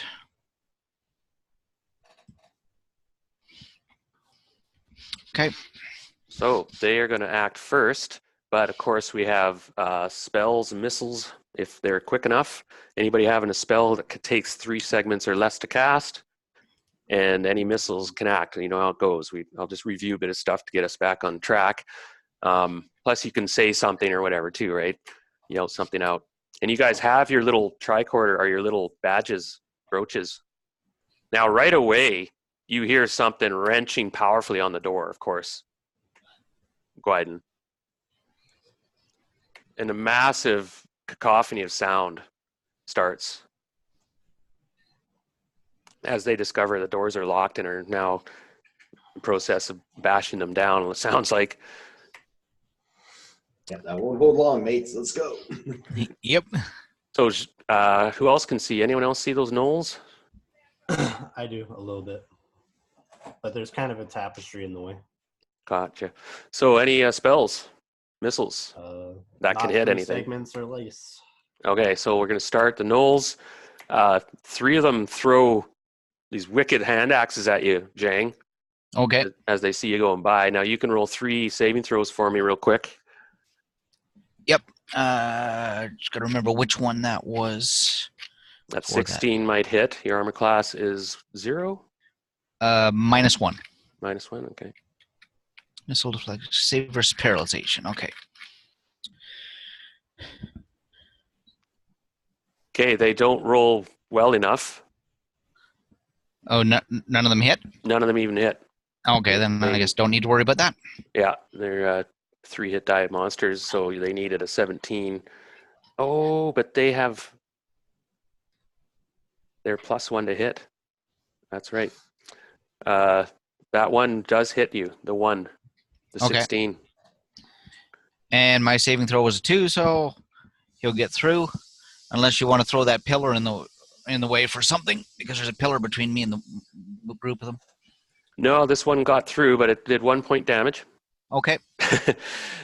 And they're yelping and they spring at you, of course. And 120, 30. They can run forward. These two can charge and attack. And these 3 won't make it in time. They're going to run up. So these 2 charge and attack you. And charging maneuvers, they get they're +1 for that, but they're -2, so you can defend yourself before they hit you if you have a ranged weapon. That's how charge works. Okay. No, I think instead I'm going to use wave as a spear and set them to receive their charge as my reaction instead of throwing a missile weapon. Oh, nice. Okay, so you can try and bail one basically. So you get +2 for setting a weapon, and they're -2 when they charge. Because and so you go ahead and roll. Now I'll roll damage because I'm feeling you're going to hit unless you really shit the bed there. I think you so have a +2 to hit on them due to the set to receive charge. Right. Okay, let me enter that there. +2 to hit and roll. Oh no, still need to get a. Oh, that's that. Well, that'll hit. Oh yeah, this one doesn't matter. It does damage, so that's fine if we have that programmed. Yeah. Oh, nasty. So I think these are medium creatures. Okay. And so this Knoll, you you skewer him. He's dead. He just impales himself on the 3 points. And but the other guy gets in and attacks you with a powerful bite and hits. And he also tries to, now you're a monk, so I'm going to give you a bonus on this, and I'll just give you a strength check to see if he can knock you over. Okay. Because they're pretty big. So just a D20 roll versus strength? Yeah. He does do 5 points damage with his actual bite and impact. Oh. Oh, a rare miss. Or what's your dexterity? Dexterity or strength? You Dexterity. said strength. Oh, okay. Sorry. I rolled against strength of 16, but my dexterity is currently... No, it is strength for... No, I had it right the first time. Yeah. Okay. Yeah, no, I missed that by 3. So you are, in fact, he takes you down with him, and he's on you. Okay. And he's biting you, and you took 5 points damage. And the other one's dead. And give me another quick strength check to see if you can wave out. Okay, 1 second. As you go down, or if you have to let go of the weapon. Oh yeah, that's a 7. Okay, so all good. Now we'll move on. The Knolls are done. Gwyden, what do you want to do? You're ways back, but you're too far to even charge in there. Well, we do need some rear guard because these doors aren't going to hold them forever. Scott, you're muted. I can see you're talking. Oh, yeah, that's why. Yeah, I'll just. I think you guys can take care of the Knolls. I may stay back here in case the Giants get through. But if everybody as a group is going to move that direction, then I'll stay to the rear of that group. But I will move. Gotcha. So if everybody's moving up to help Shane.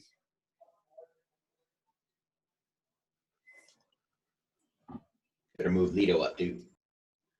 So Leto. So everybody's moving up, and you hear the doors splintering. Of course, these Giants are making short work of them. And it sounds like they're going to be coming through next round, potentially. Meanwhile, you saw Zhang get jumped by these gnolls up there. You're like, oh no.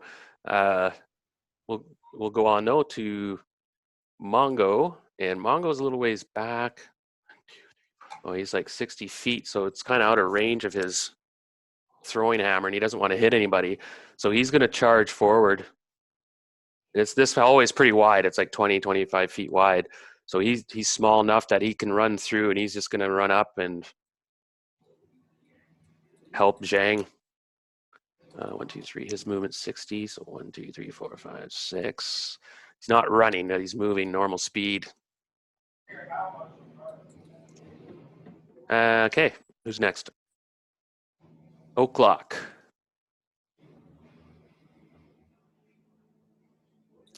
You're muted too, Dean, by the way, just in case. And this, of course, Yep. You guys knew this was going to be a big battle session, eh? So get yourself ready and settled in. It's going to be a bit of a scrap. O'Clock's up, and he moves up. Yeah, he's not there. Oh, this is snapping us. I want him You on got to that. hold the Alt button. Oh, the Alt button. Okay. There. Now we can sit right there. So Boudica has taken Leto aside and is administrating to him, because Leto seems to be quite out of it at the moment. And she's like, he's really messed up. And she's going to cast a spell on him, probably aid or something, help him maybe. Sprite, you're up. Sprite, oh yeah, Sprite, where's Sprite? Over here. So Sprite, he's kind of, where do you want me? Should I go back? The giants are coming. Do you have any spells left, mate? Not really. I remember he used quite a few of his spells. Oh, come on. But he's a pretty good fighter, so he just says, I can fight him. He laughs. Right? No. Come on, Gwyden, what are you doing up there? We got to fight. Are you fighting the giants or going that way? I thought everybody was moving up closer to go into the room there, so I was just. Oh, all right. And he goes up with you guys. I mean, I was kind of maybe out of turn a little bit there, but I thought everybody was moving up, so I was moved. No problem. Yeah, because I'm in the back, I was just whoever. clarifying, because I thought you said you were going to stay in the back, and I thought, oh, you're aware that you moved up. Like, no, that's no problem. So I just Sprite, thought everybody else was moving up. but yeah, they because didn't. Sprite was curious. He was like, oh, okay, because he'll go wherever needed. So him and Gwyden apparently are back there. Silk, you're next. O'Clock smoked that one there. The results in roll 20. Oh, nice. I'm going to ask Gwyden. So, mate, do you think we should fight these buggers, or do you think I should put up another wall and we should just get the hell out of here? We're going to have to fight them at some point. I think we got him on a pretty good run today. Yeah, because I still got that wall of force, but Okay, you got 5 seconds, Brad. up for that. Let's hold off on that. We may want to use that yet. Okay, I got a chilly treat up my sleeve here coming up. So Okay, now remember, you've been casting spells, Silk. yeah, Remember, you have, I don't know which spells you have left, but bear in mind, we're not charged up. I've only got a couple left. Yeah. Okay. Just so everyone's aware of that. Don't know. hit the reset button and keep all your wounds and all that stuff. Shorten. O'Clock's owning. Oh yeah, I keep track of which ones I've used. Awesome. Shorten, you're wrapping up the party here.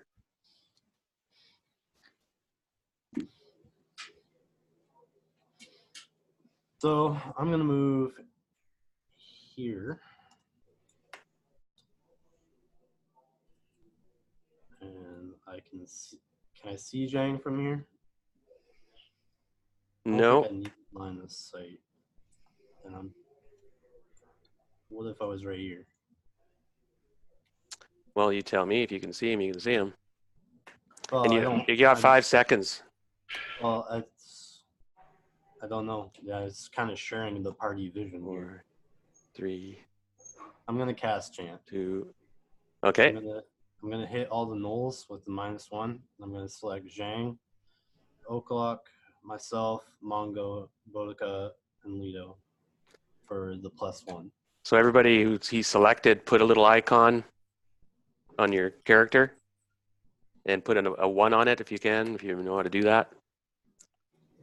What did he cast? Chant. So it's like Chant. bless. It gives you a +1 to hit.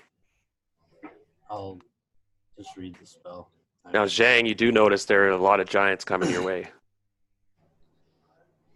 Yeah. I see that now. Once chant's completed, all attacks, damage, and saving throws made by those in the area of effect who are friendly by the cleric are +1, while the cleric's enemies are at -1. The bonus and penalty continues as long as I'm making the chant, and am stationary.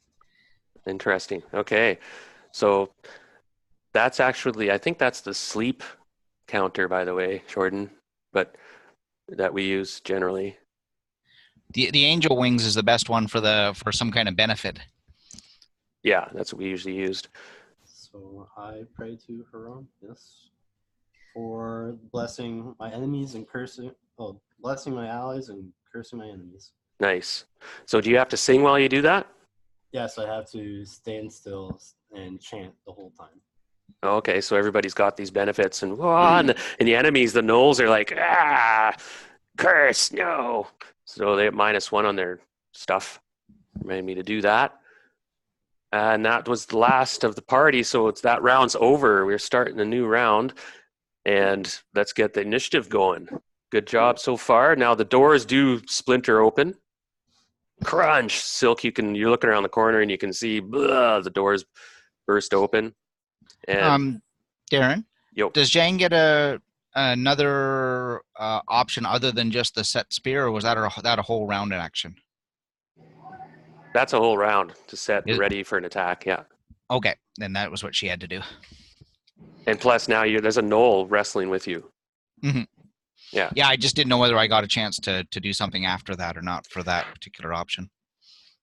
No. So initiative.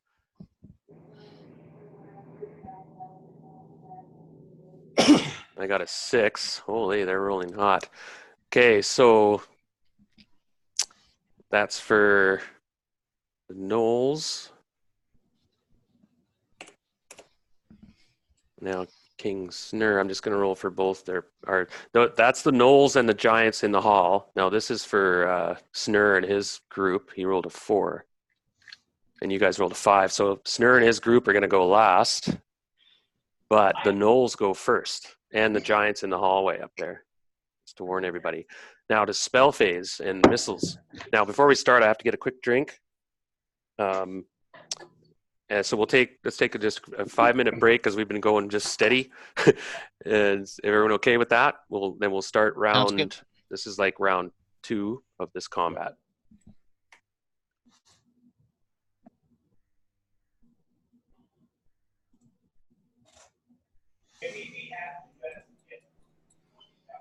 How you looking, Jane?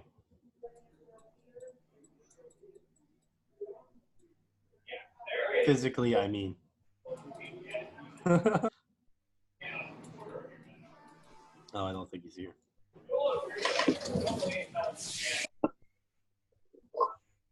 Well, we're gonna have to take Snur out fast. What offensive spells do we have left? I don't know if I have that many. I've got a cone of coal that I'm ready to blast down this hallway. Yeah. We need to. That guy could kill any one of us with a 20. He rolls a crit, and someone dies. So. Well, I can raise someone from the dead once. That's good. I've got Fireball, which isn't going to help us in this case. Fly, Polymorph Other, Cone of Cold, and Wall of Force. But your cone of cold won't work if we're down here, right? Hmm? And chant is an area of effect, so if you guys move into it later on, it will still it'll still affect you.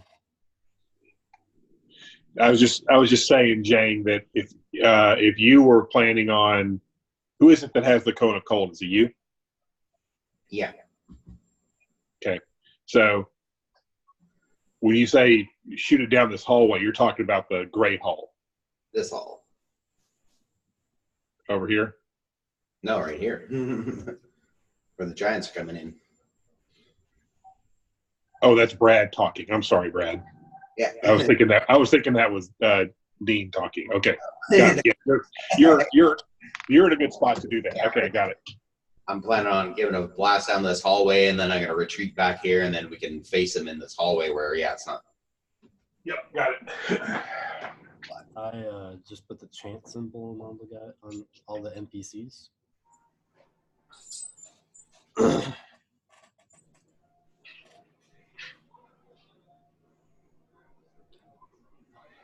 Casting any other spells, though, will break my chant. And that's the only chant I prepped for today.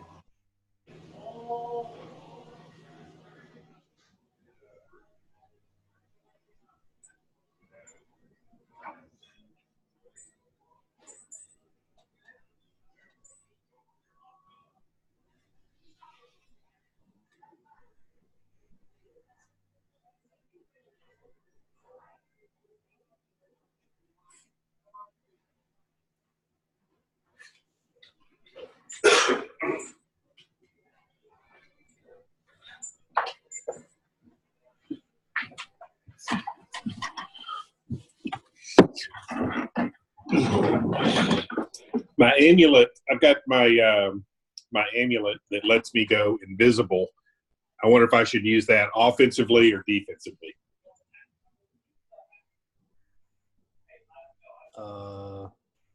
This is for Gwydon. Because an invisible attack would be a huge boost, that's for sure.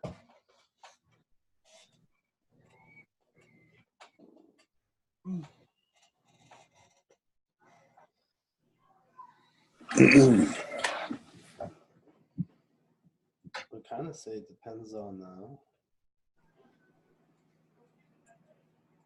who's coming through, because I think there's 6 fire giants and then Snur. Wow, exciting session so far. So there's 4 up top, and there's probably 2 with Snur. Yeah, looks like so far. And you guys killed a lot, but you recognize that he's probably doesn't have a whole lot of giants left, but there's still a few here. so the I couldn't put the marker on them, but yeah, the gnolls have the chant effect on them too.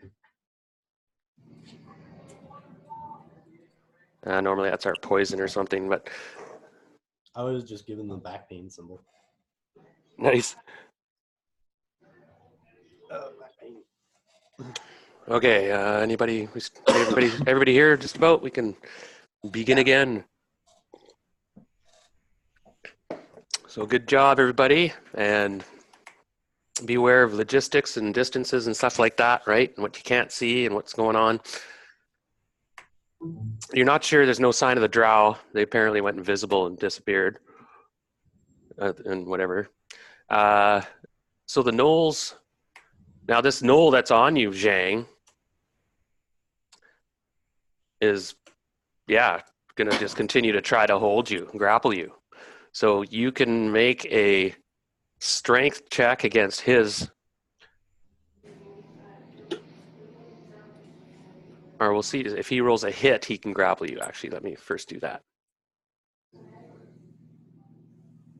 Okay, so he can't grapple you. You're too quick. You're a high-level monk. Okay.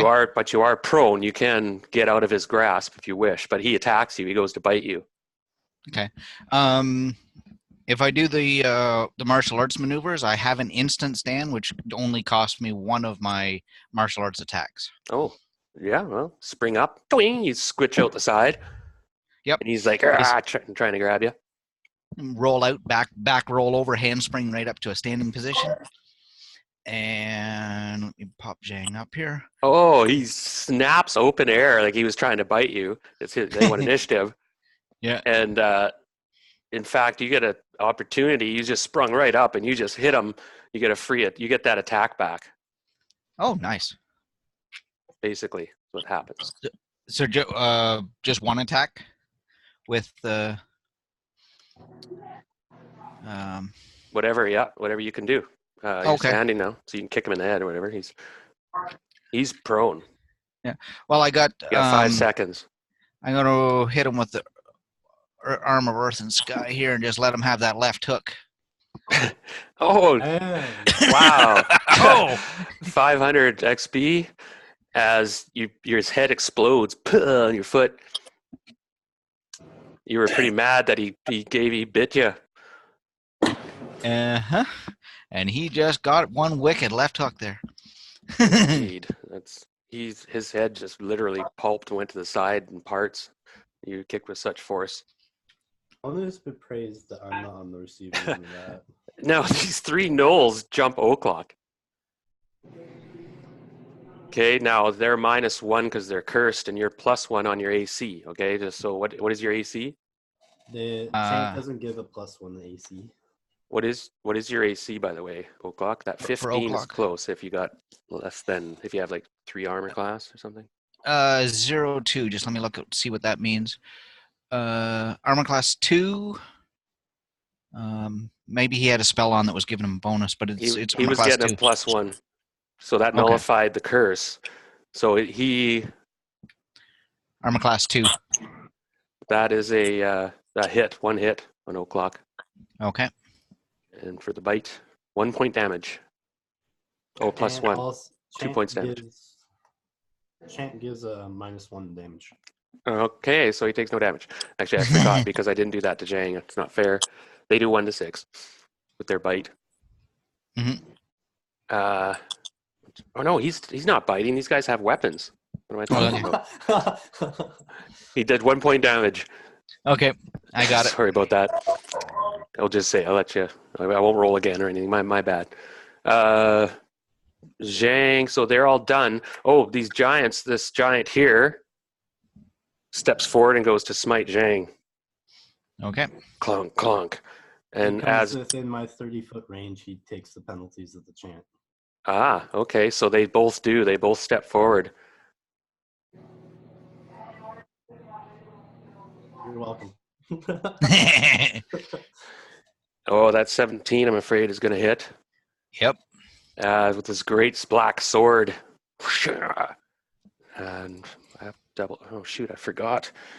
I think they do 424 damage. I'll have that in a second. Fire giant. Damage 5 die 30. Holy shit. 5d. D6. Whew. 14 damage. Ouch. That's leaving her in a hurting position. Oh, geez. You got 7 hit points left? Yes. Oh, That's trouble. I wish Yes. I'd known that. These. Okay, there's 3 giants at least there, you see. Another one's hanging back, still dealing with spiders, killing spiders. Yep. Oh, shit. I didn't realize. Yeah, old injuries. That's trouble. Do you have any moves left, Zhang? Yeah, you spin around, of course. And Oh, yeah. they all moved, so it's your turn. Okay. This guy right next to me is gonna get walloped. The giant. Yep. Let me see. So she has 2 martial arts moves left. She's Now gonna you're in make grave danger. exactly. There's 3 of them other gnolls moving. Actually, they went for o'clock, right? Yeah, they all went for o'clock. They saw an elf in front of them, and they were just like, Oh crap. you have 5 seconds. Is there any way there's no way in this edition to disengage from combat, is there? Now, if you wanted to, as a monk, that I have exceptions to that, but it still would be very risky. Okay. In that case, she's going to try doing something to drop this guy. First off, she's using wave for the first attack, and then she'll just use a regular martial arts attack for the second one. See what happens here. Ooh, Oh boy. Okay. that miss. was a 2. Yeah, pretty good armor class, fire giants. Yeah. Not terrific, but pretty good. Yep. They're wearing armor and stuff. That's it. All right. She got one more attack. She does 3 with the martial arts. Oh, gotcha. And Nice. 17. That one might hit. That's The north or south one? South one? south one, yes. Have another plus Alright. 1 as well. All right. So So armor class -4. Boy, fire giants are friggin' tough. Yeah. Okay, he's like, oh, he's surprised that this little puny human has jumped up and kicked him in the chest or on the chin, and he just cough, spits out blood, and the chipped tooth goes flying. Ugh. Not amused. Oh, and that's a plus Old 1. Glock's next, or no, Mongo. Yeah, Mongo's he saw Zhang in trouble, and he just right away gives out a bellow because he hates fire giants. Man, they're this nemesis. Like they're the worst. They slaughtered a lot of his family, so he just flies in a complete charge, recklessly, right by you, let Zhang into the same guy you're fighting, and tries to get in front of you a bit to offer some distraction, so to speak. But he goes full pedal into that guy charging, but the thing already attacked, so Mongo gets an attack. Also, I was going to say, if you're charging, so he gets +2 on this swing, and what was the name of his hammer again? Striker. You hear the thunderclap as that dwarven hammer, magical dwarven hammer, connects with that bastard. It does, I think, triple damage against giants. It was brutal. Yeah, it was a lot of damage. Yeah, and he's +11 against. So he does 19 damage to this Plus guy. 1. Okay, yeah, got it. On this creature, and then he swings again. He has 2 attacks this round, or he does every round. And that will hit. And he just, oh man. He goes in low, shatters his left knee, and the thing goes over, knowing he's doomed, the creature, and cursing this dwarf that's waiting for him with an uppercut with a hammer as he just shattered his eye socket and sends gray matter coming out of his nose as this giant goes down. And he's in rage. You can see Mongo's kind of raging right now. So he's -2 on his AC and +2 to hit, or +1 to hit when he's raging. I'm just going to make a little rage thing. Actually, no, that's not the one. Where's the one? Thank you, brother Mongo. I have need of a recharge. Yeah. And he grins at you, gives you a wink. Fuck you, giant. And O'Clock, you're being pressed back by these 3 gnolls, and they all swung, and one of them clipped you, but their damage isn't doing much. Your armor's holding it up. Yep. She's gonna O'Clock. He's gonna start swinging back. I'm pretty sure he knows how to handle them. So he's got longsword there. So we're gonna swing that, and we got a +1. Okay, and this room's already full of bodies and corpses, so I shouldn't have removed them. I had them all out here. There's just 2. 'Cause I Armor thought- class -1. No, these guys? No, their armor class. No. The Knowles. Yeah, their armor class is The chant 4. doesn't affect. Oh, that's a good hit then. Yeah. 8 points damage. Oaklock's fighting back, And one and he more. kills the wounded one. Oh, there was a wounded one. Okay. Happened to select it, and he had 5 hit points left, so that's random enough for me. Or you might have did that on purpose, I guess. And his second hit is another 8 points. So the guy beside him, he makes a count for himself. Well played. Still alive, though. Slash. Yep. And Oaklock's holding his own. Okay, so Boudica cast a spell on Leto, and I'm going to give him a saving throw, which he fails. So he's still in a stupor. Boudica's like, frustrated. Leto, wake up! Slaps him, and is going to try to get him with us because he does have some spells left over and such. Sprite he's like, oh crap, as he sees the door splinter and these giants come pouring in the hallway. They're going to attack you guys this round, so he doesn't waste any time. Do you have any spells you want to let off or anything, Sprite or Silk? King Snur sends 2 of his bodyguards in front of him and he's right close with him, though. I'm gonna blast that cone of cold down that hallway. Boom, crack. Wow. So that quickly. So 4 plus 10 damage. How much? 10 die 4 plus 10. Nice. And they get half for saves? Oh, yeah. Yeah, saving throw for half. And just take a quick look a minute here.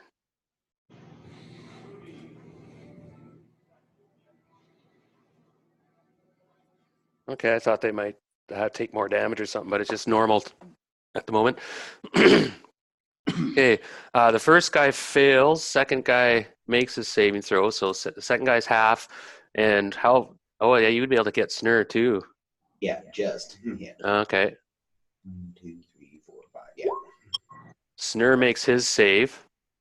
And Snur, he does take no damage. He's got, he's wearing, remember that white dragon robe?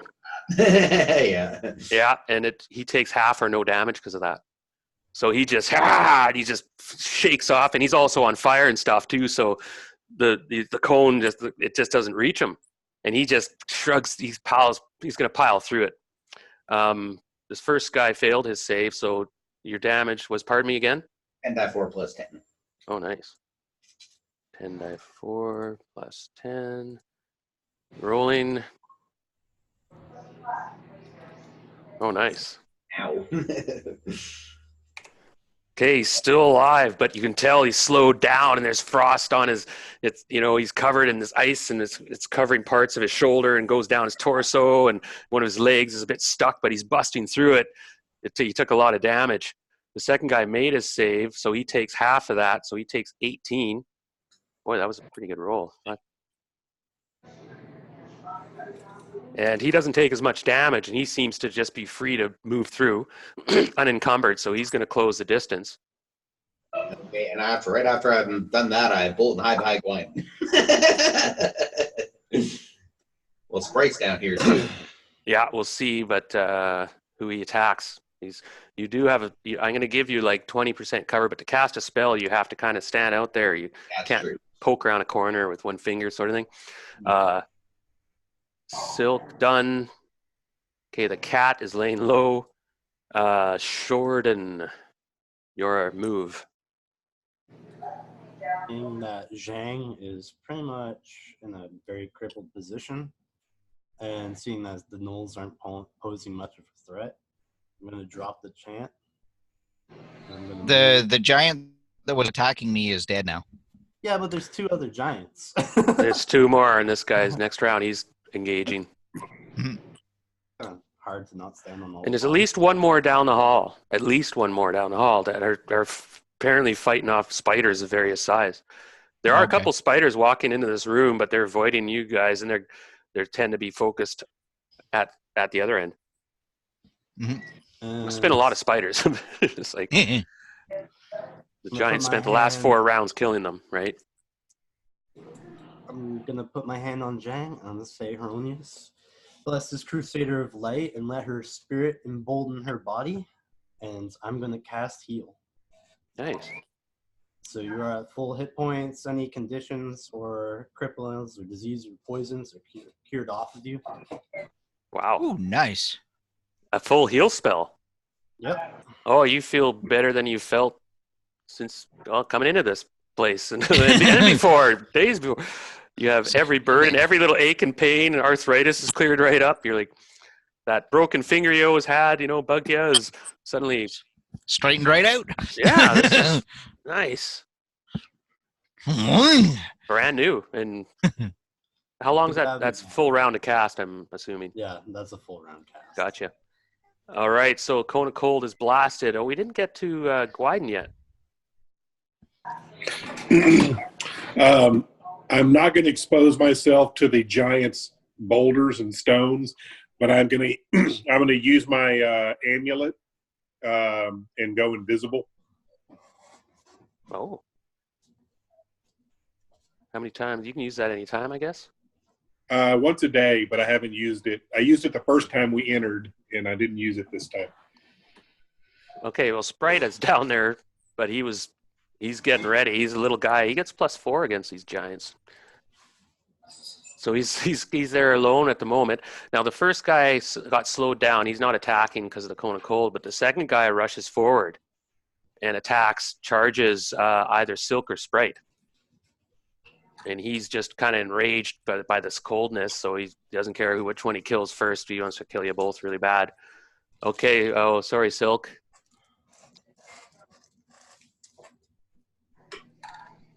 Run, Silk, run. Nasty. He's got a Morning Star, this guy. I think a 19 is going to strike. Uh-oh.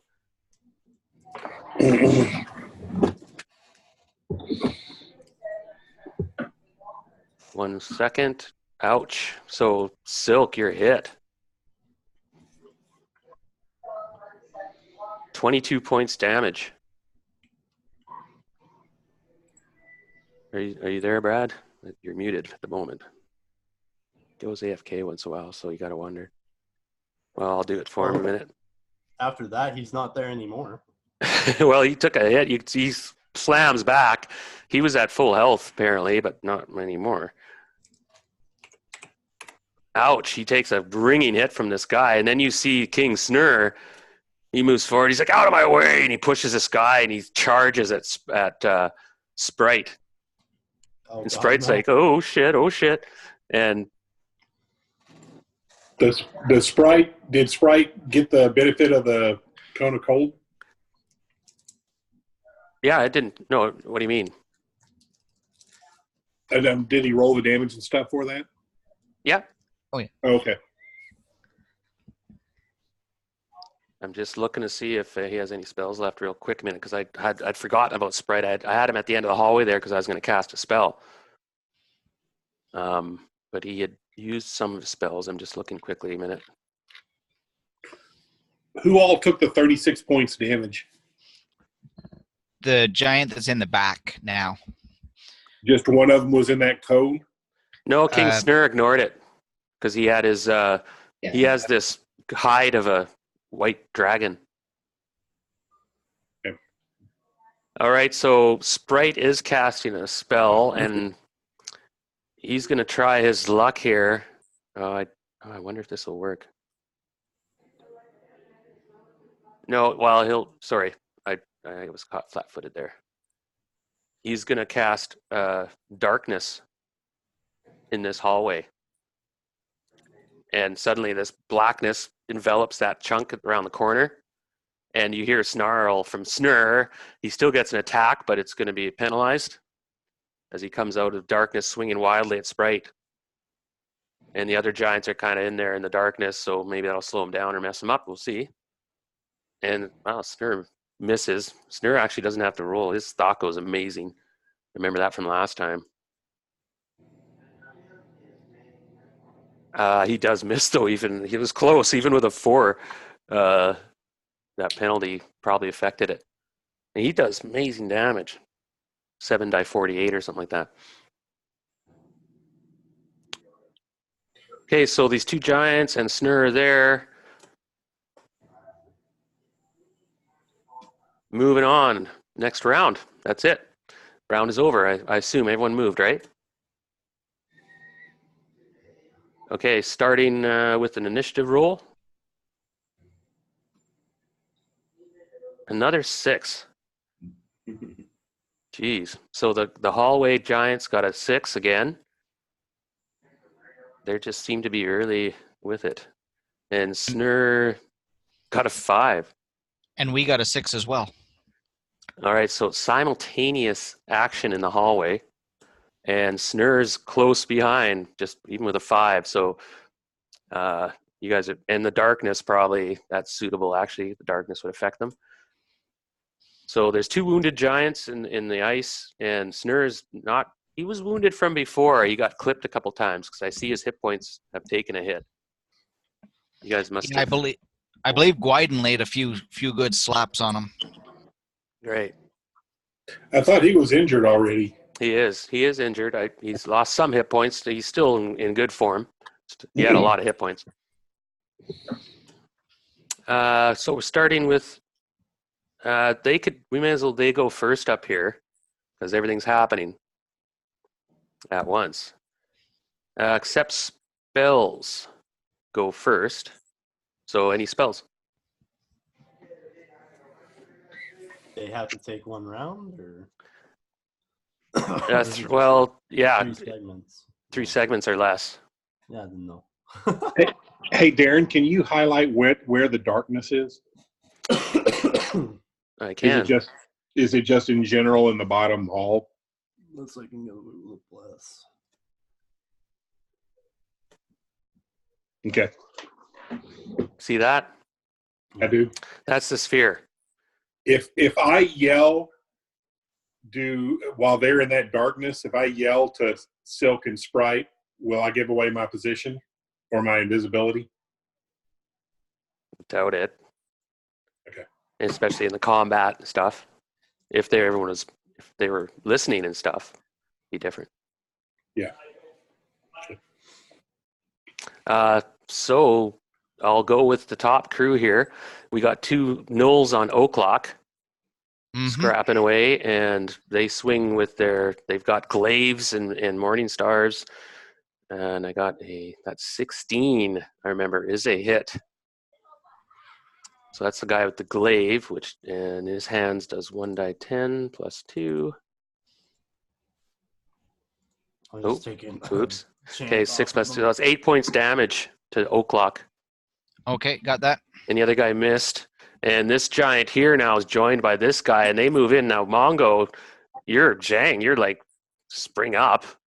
And so I'll move this guy a bit to the side. Now we have to possibly make dexterity checks to see how we maneuver around these bodies if we want to move around. But Mongo plants his feet, and he just takes on the next guy. But he swings at Mongo first. I'll just roll it because it's simultaneous. Yep. And that Mongo's armor class is pretty good, but I think that's a hit. Pretty sure that's a hit. Yeah, that's a hit. Armor class. -2. That is a hit. Ouch. Okay.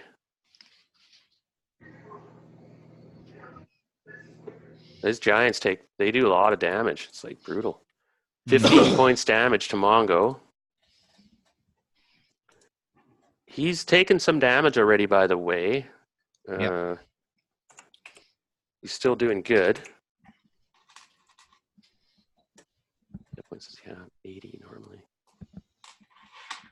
Or 70. Oh, okay. 1 second. I just had a brain moment.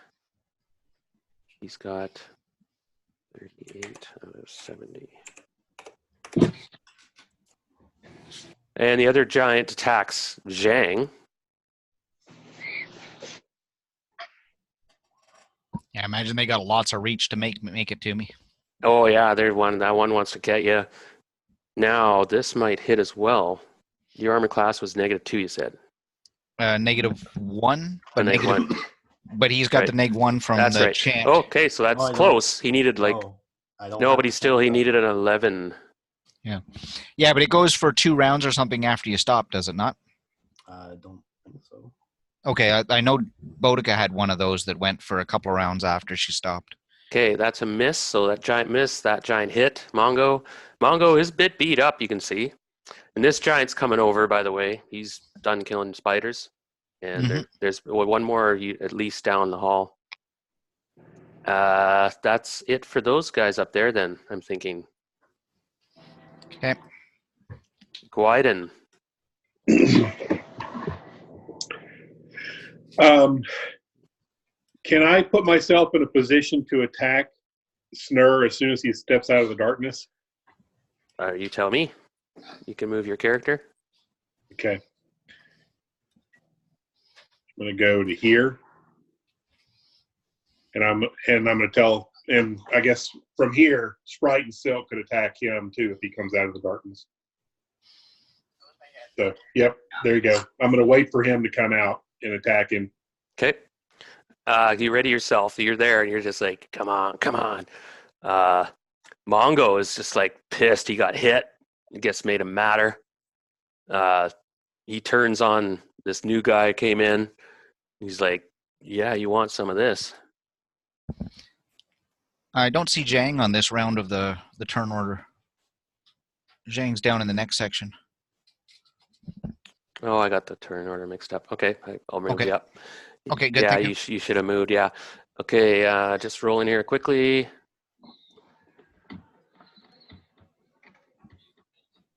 Wow, he does some pretty good damage against giants. 22 damage. Nice. Giants are tough, though. Holy. Mhm. A lot of hit points. And that's it. He missed the other attack. Zhang, we'll get you now. Okay. I have to move in on him, so I'm going to have to move over here beside Mongol, which is about 10 feet of moving. So she's going to lead in with that jump kick to the side of one of the armor-plated knee Gotcha. of that giant. The knees seem to be maybe a weak spot. Okay, 1 second. Here we go. It's easy to reach. Yeah. Oh! Okay. 30 points. Oh! And I was going to give you double damage. Oh! Shattering, tearing tendons. Yeah, you put on a bit of a camp there. Bit of a show as you deftly and just with an amazing grace dismembered him almost with geez. That leg is now laying in 3 pieces, and none of the pieces break at actual joints. No, and he is effed up. And wow. Okay, O'Clock has been taking a bit of hits here. Did you minus that 5? I think it was. Was it 5? Yes, I did. So he gets a chance to whack back on these gnolls. Oops, wrong sheet. There we go.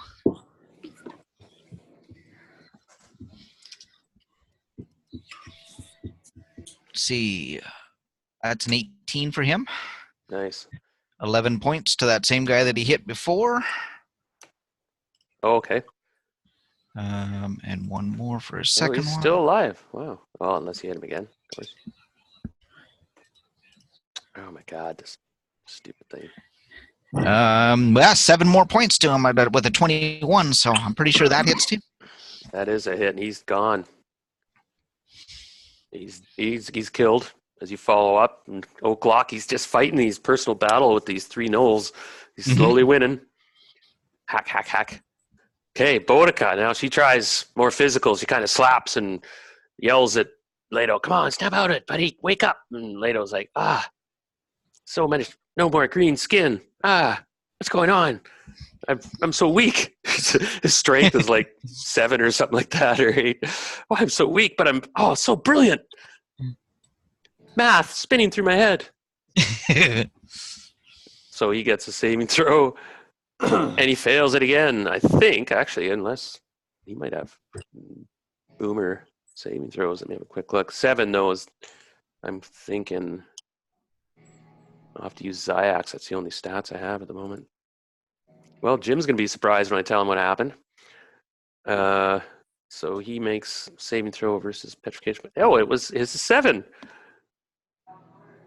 He's got a 7 saving throw. So you see, suddenly he's like, okay, fine. Stepsister, please quit slapping me. And he gets up and he kind of, okay, I have a few spells. And next round he'll be ready to go. And Boudica can join. She's like, finally, brother. Sprite. Now, Sprite is waiting there, and he looks at Gwyden and he's like, and he slowly backs up a few feet, but there's no snur. And then this other giant comes crashing through the darkness. And Gwyden, you were prepared for this, but it's not snur. It's all right. I got attack, so. And this is a fresh giant. Or no, this guy was, he took the half damage. So Yeah. he's still very, very much active. But can't waste a round of damage down here. I was just hoping it might be snare that came through. Well, this guy does crash through. Okay, I'll attack him. Can I roll? Yeah. Or do I, Oh yeah. Okay. You were ready in your action, so you do get your attack. And but Okay. he if he survives, he attacks. Of course. Got it. Okay, let me see here. And Silk, you get to act. I'm not sure what you were doing. I think he's still AFK. I'm going to say that he had been backpedaling because, well, I don't know what he would do, actually. Brad's gone. 17. So he's there. We'll see. That will hit. Wow. Oh, I see. Damage-wise. Kasha! Okay, so this guy was wounded, but you did some more damage. You get a cut on him. And he's just kind of berserking in the darkness, and he's kind of on fire too, right? There's flames coming off him and such like that. So you have to make a saving throw for me, as flaming oil splattering all over the place, for whether you take damage from that. Okay, let me see here. And I'll roll for Sprite. Do I get any dexterity bonus? Sprite makes it. Nope, just saving throw. Breath weapon. Whoa. I guess I get a +1 for the chant if that's still going on, but that doesn't help. No. And you will take 6 points damage. As, fires little bits of fire on you and burning you and causing pain. Now I'm going to roll. Well, he attacks you you are Sprite or Silk, so I'm going to roll 1, 2, 3, 5, 6. Quick roll. Silk should have initiative on this, though. Don't we have initiative down here? Brad's not here. I don't know what he could do. You're not here. You're not here. What about Sprite? Sprite, though, is attacking, yes. And Sprite was ready and ready for snur and more than this guy, but whatever he'll do. He gets 2 attacks this round. And 1 will hit. Actually, he's like an 8th level fighter. It might just... He needed... Oh, did he get +1 for anything? Yeah, he does have plus. He's got magic sword. Both of those hit. Nice. Well done. So I'll roll damage for that.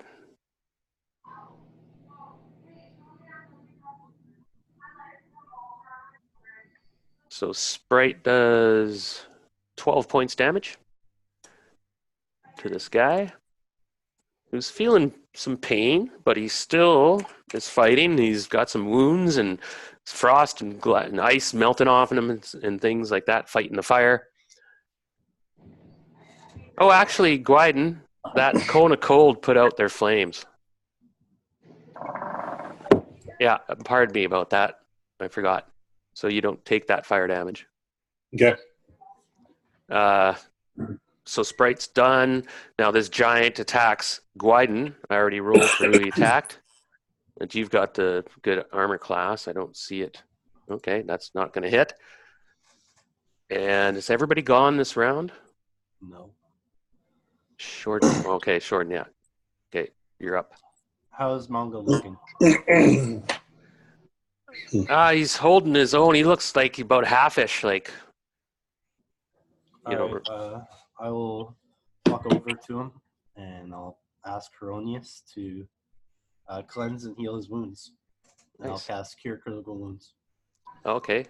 How much does that? What's the 3d8 plus 3. okay, I'm on it. So blindsided by customers. Nice. Yeah, good job, by the way. Excellent. So you get 19 back, which is nice. That's a big boost. Because he's at the point where 1 or 2 hits could put him down. These giants, they give a good whopping. So Snur's group, now the one giant he attacked, Gwiden, and missed. But Brad, were you back? Oh, I'm back. Yeah, sorry, I got. Can he get his attack this round? What I'm planning on doing is just going back a little bit and putting on my laser pistol. Okay. So I should be able to get 1 shot off this round. It's normally 2. Like, considering I have to put it on, is that too much action? Well, and moving, no, it's a bit too much action. That's a bit of a complex weapon. Yeah. This guy's damaged pretty good. It'd be good to get him out before the next round. If you can attack. No, he can't. Yeah. No, I've been casting spells, so I have to switch weapons anyway. Yeah. Yeah, because I'm not a frontline fighter either. I'll die. Yeah, so I'm gonna go. Oh, back. but you took a hit. I did. You're down to 28 hit points. Oh shit. Okay. Yeah, this giant got you with a morning star. Oh, gonna clip me. Okay, well I'm retreating back a bit, and I'm gonna put on my laser this round. Okay. Now Snur doesn't appear out of the darkness.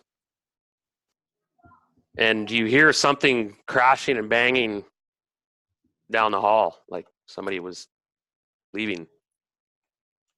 And you hear him yelling a few things, and then it's gone, the sound. Boom, crash, bang. They're running somewhere.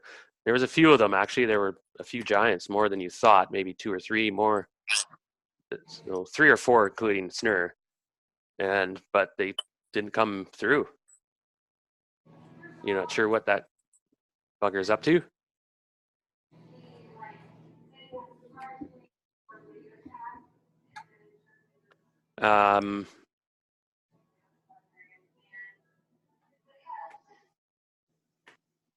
Next round.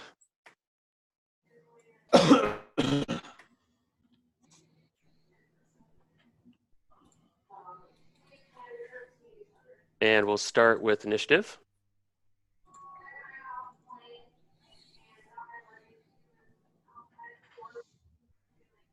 Six. Okay, so the guys up there got another 6. And Dean got a 6 again. Now, okay, no. Snur is actually, well, he got a 2 if he's around or whatever, I guess. And we'll take a couple-minute break, everybody, if that's cool. That's been a good. Well, I've been playing for close to 3 hours already, which is fine, and I'm hoping we got another hour or 2 to go in us. So far, so good. You guys are doing well, surviving, and the cleric has sure added a nice element, I noticed. Still laying the boots to these giants. Yeah, and you're not sure. I'm not curious to see what you're going to do with Snur down there or whatever. But you have a chance That's here. An understatement. I'll be right back. Quick drink break for anybody that wants one. I'll be back in a second. I'm going to grab one too.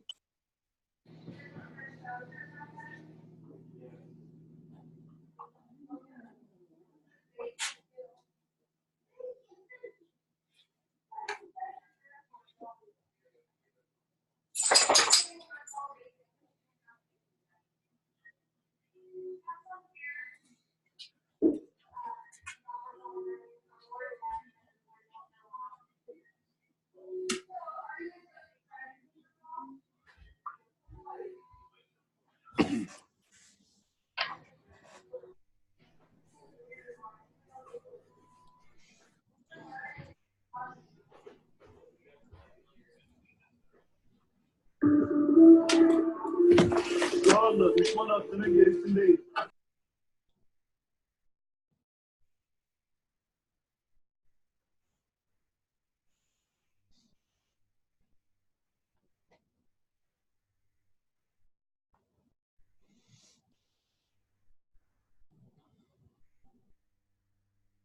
Hey Scott, how's Gwiden feeling down there?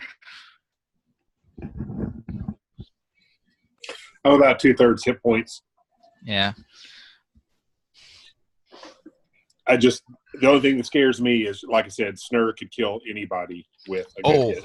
Oh yeah. Oh yeah, one good round of 2 hits with what he's swinging. Holy crap, he could drop just about anything. And even with my armor class, he's probably 50-50 to hit me. Yeah. Or close to it. I bet he needs a 13 or 14 maybe.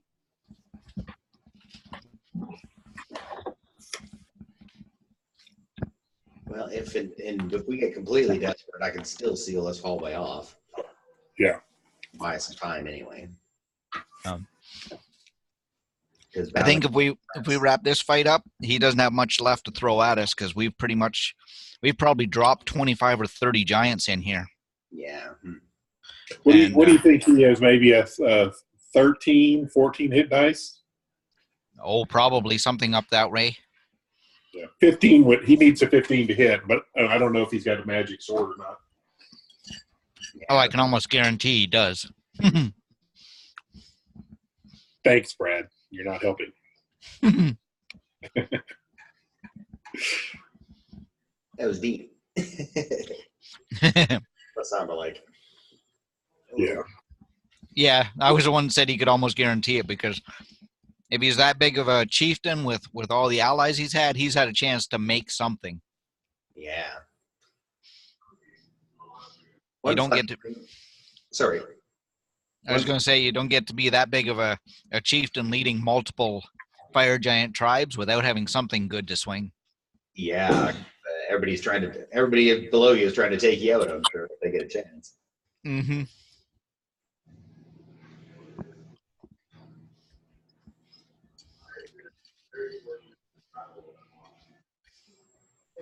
One thing I've noticed often in D&D is that a lot of monsters will have items that are slaying of them because they don't want them out there to be used against them. It's kind of a weird thing. Sometimes you'll find in a giant slayer, you find a giant slaying sword. It's like, what would that be doing here? And it's like, oh yeah. They don't want anybody else to have it. Yeah, exactly. To use against them. Yeah. I think we picked up 1 or 2 of those at the Hill Giant's den, did we not? Yeah, that one that looked like a torch. That was a big find there. That was like. All right. Welcome back. Hopefully everybody's more or less here. Now this darkness is still there, and you heard something leaving, and you guys won the initiative set for simultaneous at the top again. So I'm going to do their actions first. There's still one knoll facing off with Oak Clock. He's whittled it down, and this guy has the and he misses. There's another giant who comes in, of course, and attacks Zhang, and one attacks Mongo. Actually, Shorten's there. So I'm going to roll to see which one this one attacks, Shorten or Mongo. He sees it's Mongo. And that's a miss. And then one attacks Zhang. Oh, Zhang. Yep, that looks like it's going to hit. They've been clipping you. Yep. And his, with the black steel, 16 points damage. Okay.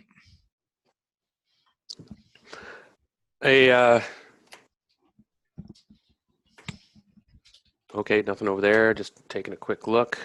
And I'm also rolling a minute to see about reinforcements. Nobody else is showing up at the moment. I forgot to do that last round. Oh, well. Now it's the rest of the, now it's your turn. Pardon me. We'll start with, we'll get this on track. We'll start with Zhang. Go ahead. Okay, let's see here. We are going to start off with, I guess that guy right beside me that was swinging at me. I guess you guys are toe-to-toe at this point. Yep. Right on. Give me 1 second. I'll start rolling things here. Do you still have that chant? That's chant's done, right? I think that's done now, yeah.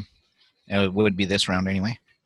Okay, I'm going to start taking names off people to declutter things. I think we know who we are at this point. Oh, that was only an 18 for wave, so I don't get the special, but did 17 points to The new guy? Oh, no, he's wounded. You've been fighting the wounded guy. The new guy's on Mongo's side. Oh, okay. Armor class -7 with the 21. Ouch. Oh, describe how you killed this guy. What'd you do? That was a thrust with wave. Ooh, Aye. essay. So Right into the thigh, opening up an artery. The hook's on his grabbing on an artery. the bodies are piling up. You're kind of, there's a mound of dead fire giants around you at the moment. Oaklock, his last knoll is scrapping you to the end, it appears. Mm-hmm. So Oaklock will take a couple of swipes back at him with his sword. What does he get? 15. 15 will hit armor class -1. Nice. Damage 7. Yep. And a second swing. This guy was fresh, actually. He's still up and about. Ouch, another hit. Oh, but he's still alive. Takes a good thrust. Yeah, he's still got a few hit points left, and he's just viciously strikes back at. Oh, he already tried and missed, right? Yeah. So Boudica is now active with Leto.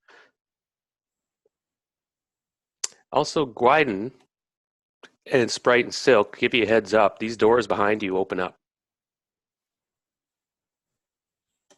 Oh, hell in a handbasket. And there you see quite a sight. There is a female giant of incredible girth and breadth and ugliness.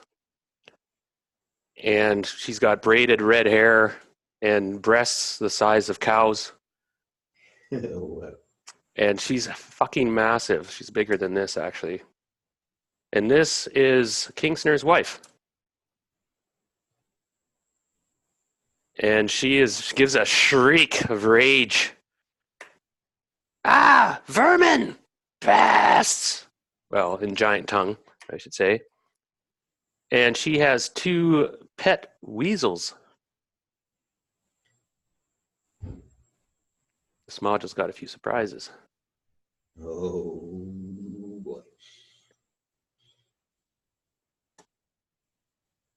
And they're crawling around her. Oh, come on. Roll 20's giving me a bit of a problem here. And she's like, ah! And they're giant weasels. These weasels are like the size of freaking horses. Really big. And she gives a shriek, and she's got this huge, massive mirror. And it's got this like 6 or 8 foot handle on it. And the actual mirror itself is like a piece of 4x8 plywood.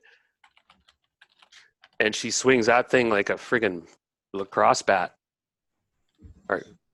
And just right away shrieks when she sees Guiden. And rah! Next.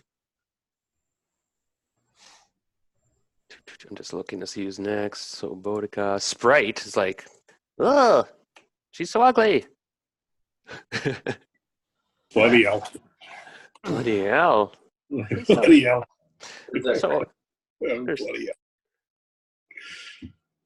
and she goes to SWAT you guys anyway. So next round, unless you guys still have to act, Sprite still gets to act, right? Right, though. Yeah. He's not sure what he could do actually at this point. He's like, gee, cripes. And one of these weasels surges forward to attack Sprite, so Sprite attacks the weasel. Can they attack this round? I mean, opening the doors, finding us, attacking us, that all is in this round. Have you guys... No, you guys haven't acted yet. So yeah, I was going to give you guys if Sprite engages it, right? Okay. I'm going to try and engage the Giantess. giantess and her boobs. And her massive breasts. Oh, shoot. Okay, Sprite doesn't hit the giant weasel. And you can strike her. She's screeching, and she's going to swing this giant mirror device. Yep. Well, I am going to swing back.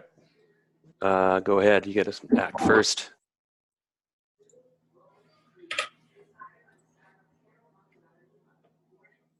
A 9. I rolled a 1. Okay, a 1 is always a miss, no matter what. When you roll a 1, so it definitely whiff, and you're so shocked by her presence that you just kind of fanned and whiffed. An entirely highlighted line of boxes there, Scott. A 1 to Jeez. hit and max damage on both sizes. You probably would have hit if you rolled a 2, Scott. In fact, with that bonus, you have +5, +3. Is that right? Yeah, I got because I get plus. Oh, I'm plus 'cause +5, and I'm enlarged 'cause your so strength. I'm Yeah. +3 and +6. Right. I was like, holy, how'd you get a 9 with a crit fail? But no, that's fair enough. But you did miss, apparently. And she takes a cut at you with this big, massive thing, and that's gonna hit. Actually, it's gonna hit. Yeah. Or the object is just a thing. I don't think we want to No, know it's a what big it is. mirror. It's a huge vanity Oh. mirror of all things. It's like, really? So 13 points damage. Could have been worse. And make a strength check. See if you are pushed back. Okay, hang on. And that's just a D20 here. Right. Yeah, I'm okay. 7. Gotcha. Well, that guy, now the other weasel is just hanging back. So whack, she hits you and the mirror shatters and breaks. Oh, And Darren, I think I get 2 swings this round. one at the end. Yeah. Yeah, Okay. I think I get 1 and 2 and 1 and 2. Go for it. Her armor class is actually 6, so you pretty well have to roll a crit fail to miss with that bonus. Yeah. Hold my beer. Yeah, that cursed you. It is roll 20. Oh, well, that's definitely a hit.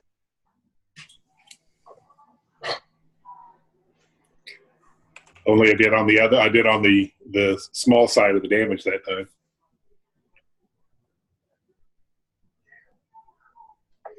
All right. So who's left? We have I think Brad. Yeah. Silk. Is around like I can take a couple shots with laser?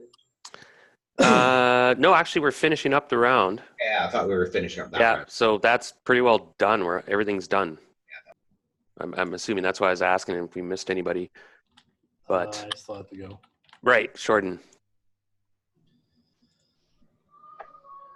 I'm going to move to Oakluck here. And I'm going to cast Aid on him.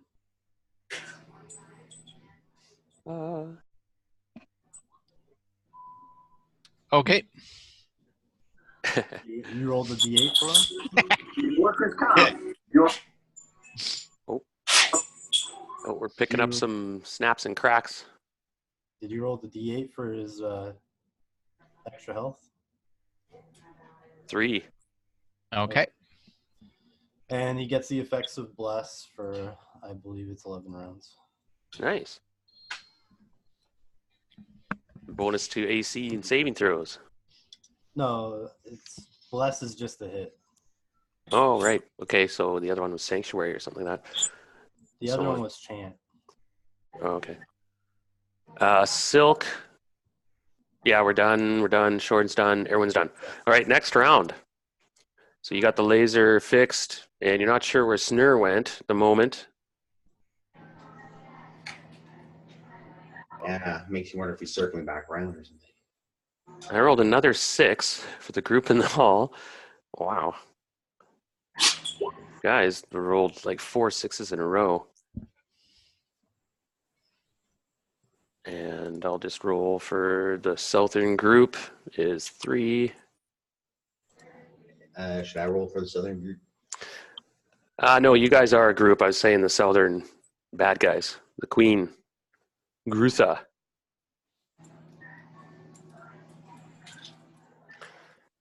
Okay, so we'll start with there's 6 up top. Yikes. All right, here we go. You killed the giant last turn. There's 1 giant left and the gnoll left. So the gnoll attacks O'Clock. Misses. And the giant attacks Mongo or Zhang and, well, misses either way. So the point is moot. Boy, they both miss. And that's all that's left at the moment up there, correct? Yes. So we'll move to your guys' moves up there. We'll start with Zhangster. Okay, Zhang is going to have to move to engage that guy. So she's going to have to move to about there. Okay, make a dexterity check to see if you can. There's so many bodies around and blood. Yep. It's becoming difficult to get around, but of course, Zhang, with her usual grace, pirouettes through. Just steps on lightly on a set of armor and jumps and leaps off of it into an attack. Yeah. She trains with brains on the bottom of her feet. Orc brain matter is the best.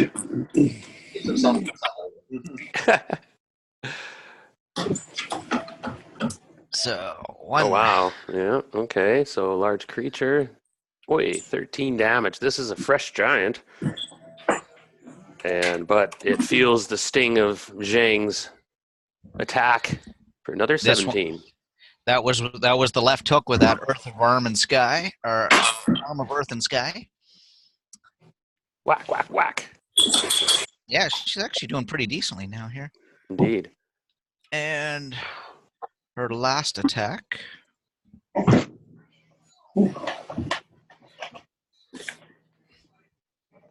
Whew. Next to no damage, but boy, just a good uppercut just as he bent over from the pain of the other ones. Wow, flurry of blows, yes. And this giant does get knocked about, but is tough and still in the fray very much. Uh-huh.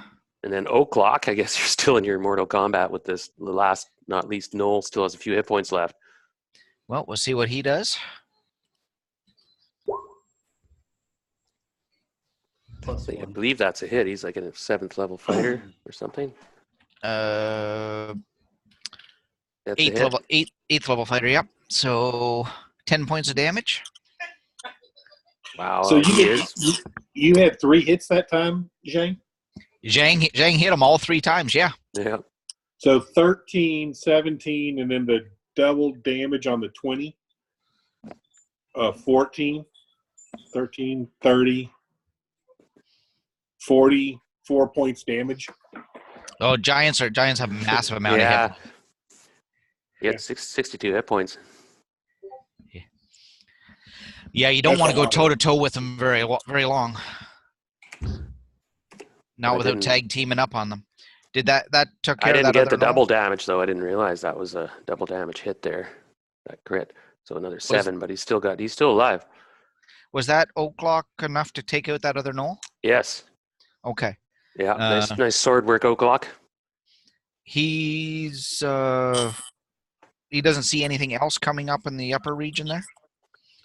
I have to roll this round to see reinforcements. It seems clear. Nobody else showing up this round. Okay. With him being clear 15 feet or more away from the other giant, he's just going to take the rest of the round to scan the other entrances and make sure he doesn't hear anything coming down them. Good call. At the moment, it seems clear. This place has become a place of death. This hall.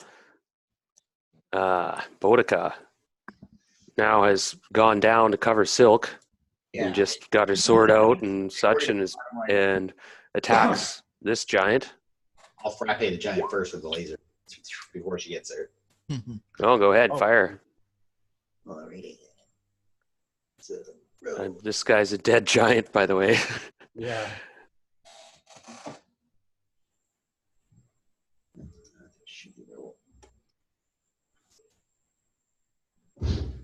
Too shitty roll.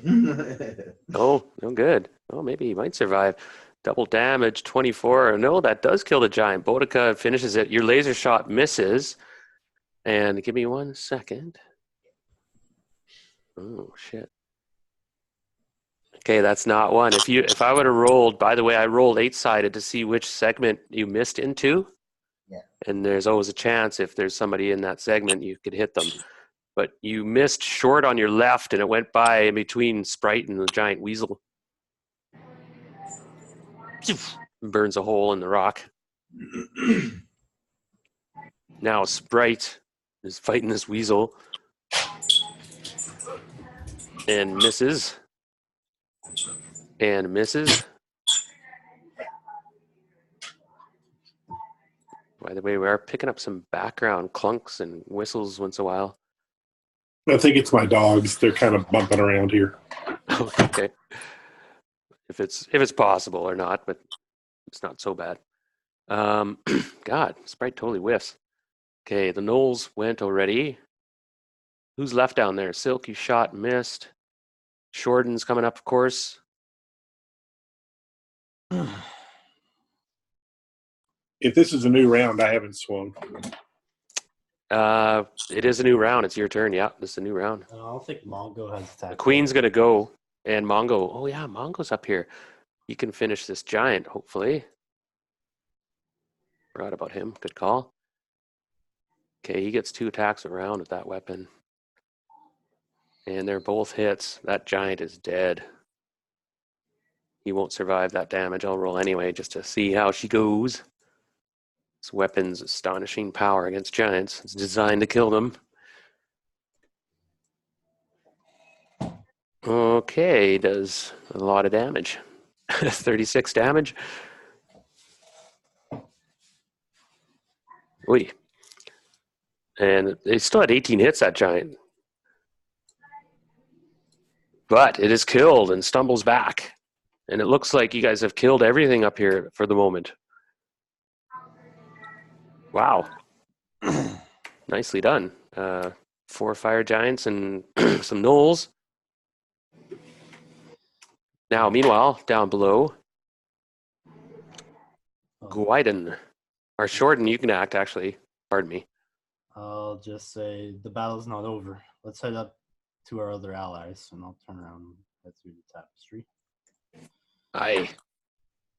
Mongo finishes off the giant. Bring him on! Follows up. So Guiden, now the Southern group acts. You guys won initiative down here. So Guiden wastes no time to confront the Queen. Now she was going to slam the doors shut, but you attack her first and hit. Okay. And you get another attack at the end of the round, right? Yep. Okay. Now the Queen attacks you back. Or no, she goes to slam the door shut. And she's a huge giant, so she slams the door shut. Wham! The doors slam in your face with her and her weasels. And you hear a big click. Who's left? Sprite. Sprite's like spinning around. Now this guy's dead over here, right? This giant. So Sprite's like looking at the darkness. He's like, I don't trust that snur. And he's listening. He's like, quiet, quiet. Shh. And he's looking, look out. And next round, Snur comes flying out of the darkness. He was sneaky. So next round, he'd sent 2 of his guys making a lot of noise, make it look like he was retreating, but he's waiting like a bastard. Yeah, I got a 4 for. Oh, they're all dead up there. Okay, the Queen got a 4. And Snur got a 4. Go ahead, you guys. And this has been a long combat, I realize, everyone. Thanks for hanging in there. But it looks like the king has decided to try a little trickery, but we'll see what happens. So Snur came back to the top. Yeah, he never left the darkness. He was in there waiting. He thought somebody might come in there or follow through. Actually, what he did is he went to the other side of the darkness and then was waiting there to see if you guys came through. I had him do that. And then he figured he heard combat and he heard his wife. And that kind of brought him back. Okay. Coming to rescue his wife. Maybe. She's locked the door. Yeah. Well, he might not know that, right? But he came back. Regardless, he comes out of the darkness and he's right there. Boom, he's flying out of the darkness. So, Dude, I'm doing him a favor. now there are a couple giants with him, and he seems to have at least two left that are with him, and they also come out of the darkness. One goes on to the one stuck kind of in the back at the moment until they can make space, but it appears there's one that does. There's two there now. Long story short, come out of the darkness. So next round we rolled initiative. You guys rolled a what? 4? We all rolled 4s. No, that was something you rolled. New initiative. They got a 4. Yeah. Shoot, didn't help us there. Okay, so his tactic maybe paid off in that you were kind of, just door slammed in your face, and all of a sudden Snur came out the other side. Now I'll roll to see which one either attacks Gwyden or Sprite. 1 or 2 is 2. Okay, attacks Sprite. So King Snur with his huge sword arcs it around.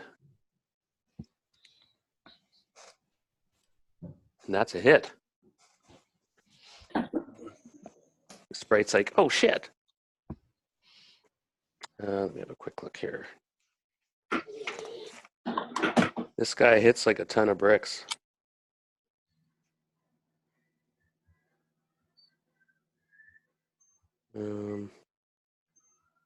Okay, 7 die 6 plus 6.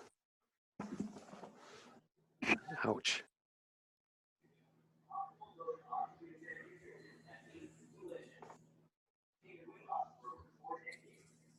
Ow. So Sprite takes 34 damage. Ouch. That's going to leave a mark. And was kind of bit off guard, like, holy, this big giant came in. The other one attacks you, Gwyden.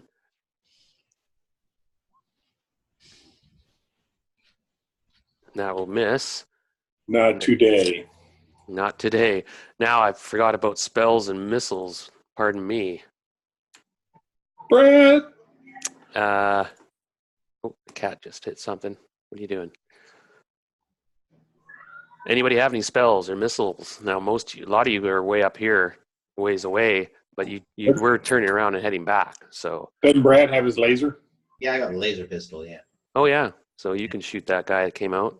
And that's the best thing I got right at the moment. Yeah. Yeah. Is that one beside Snare dead, or is that a new one in there? That's a new one. Okay. Yeah, he Sorry, came over top. Yeah. I wasn't following below. Any chance he has to roll for stepping on the guts of the dead one? Not these giants, no. Okay. Go ahead, Silk. Now, Boudica is in front of you. Just beware. Yeah. If you miss, I roll a die to see where your missile missed. And then if somebody's in that spot, they get a roll, basically a saving throw. There's a percentage chance it hits them, actually. So anyway. Is that 15 a hit? You're shooting 2 shots. That 15. Now you're a what level fighter or thief? 11. And that's against the one guy there. Okay, the armor class. You needed a 13 to hit. The 15's a hit. Yep. Okay. 4 points damage though. Well, thing is adjusted, right? Because it should be it's 2 die 8 minus armor class. 2 to 8 minus armor class. Okay, so that's not correct because it says here you rolled just a. Oh, you just rolled low on that one. Yeah. Okay. Looks like it. Yeah, but the other one missed, and I'm rolling a 6-sided to see where that sucker goes. If I roll a 6 or 7, there's a chance it hits Shorten. Okay, this is a 50% chance.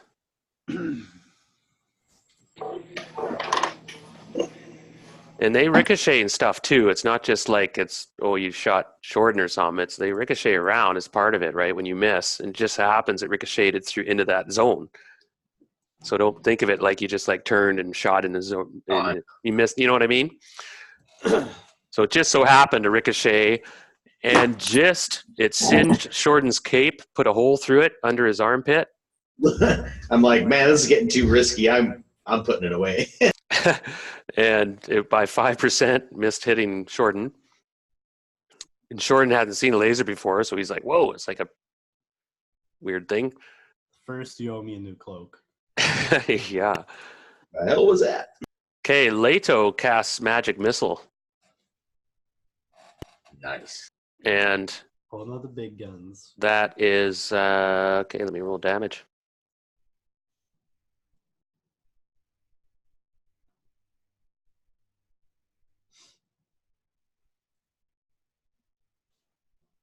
All waiting patiently. 19 damage. It's that one. That seems like light damage for that laser pistol. You sure that's just a 1 through 1D? What is that? It was it 2 die 6 or 2 die 8? What was it? 2d8 plus armor class. So I could look to see if he has it correct. I don't have the time right now. Is Prob- it three So- and a 1? And, So you'd put D12 as damage, but okay, that's cool. That's cool. I could, if it's, I could fix it. If it's not I right. just thought they were. I thought they were more. Maybe it is. It might be glitching. It's Yeah. happened before. If you don't have it in right, it won't do it right. When you do on the damage on your macros, you have to put like the D dice number. So if it does 1 to 12, you do D12, and don't put 1 to 12 because that confuses it. No, he just rolled low on both chances. Okay. A 3 and a 1 and a 3 and a 2. Now to get myself orientated again. Where were we? Oh yes, the doors were slammed shut. You were fighting these two guys.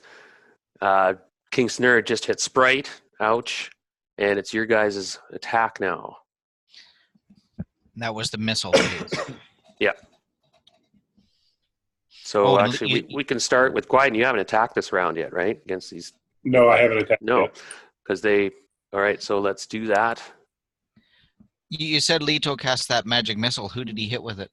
That guy that was the one beside Snur. Okay.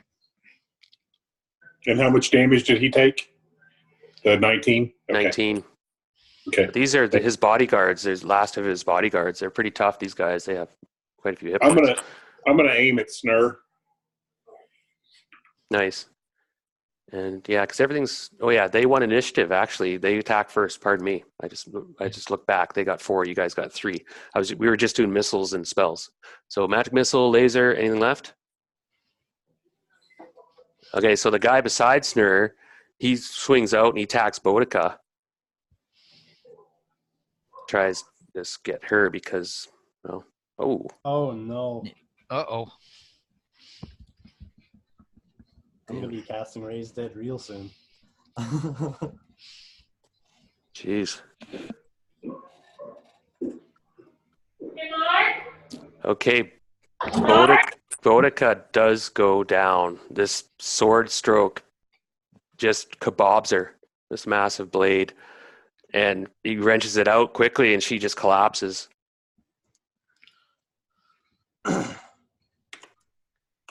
She had taken some damage earlier. She'd taken a couple hits.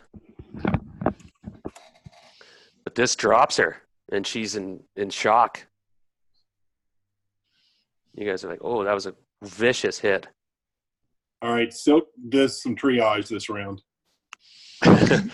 Ouch. Okay, now Snur. Grab her and haul her ass out of there. Sprite goes into defensive mode with Snur. He can do his best. Now Snur's going to roll to see who he attacks, Gwyden or Sprite here. 1, 2. It's Gwyden. Did he not just attack Sprite? No, that was last round. Oh, okay. Yeah, just a new. Oh, Gwyden, that's a low roll. Your armor class is brilliant, isn't it? Yeah, like minus Yeah. 7 or something. Yeah. This guy's Thaco is stupid. What is it again? It's like, I don't know. He still has to have Wow. a pretty good roll to hit me, but yeah, he misses. Yeah, he misses. No, his Thaco is 4. So he needs an 11 to hit you. Yeah. Or I think, or even better. Thaco is because he has a magic sword. 4. Yeah. His Thaco's 4. So 0 is 4. And of course you're -7. Mm-hmm. Face to face, right? Yep. So that's a miss, of course. And they're done. So now you guys can attack. Here we go.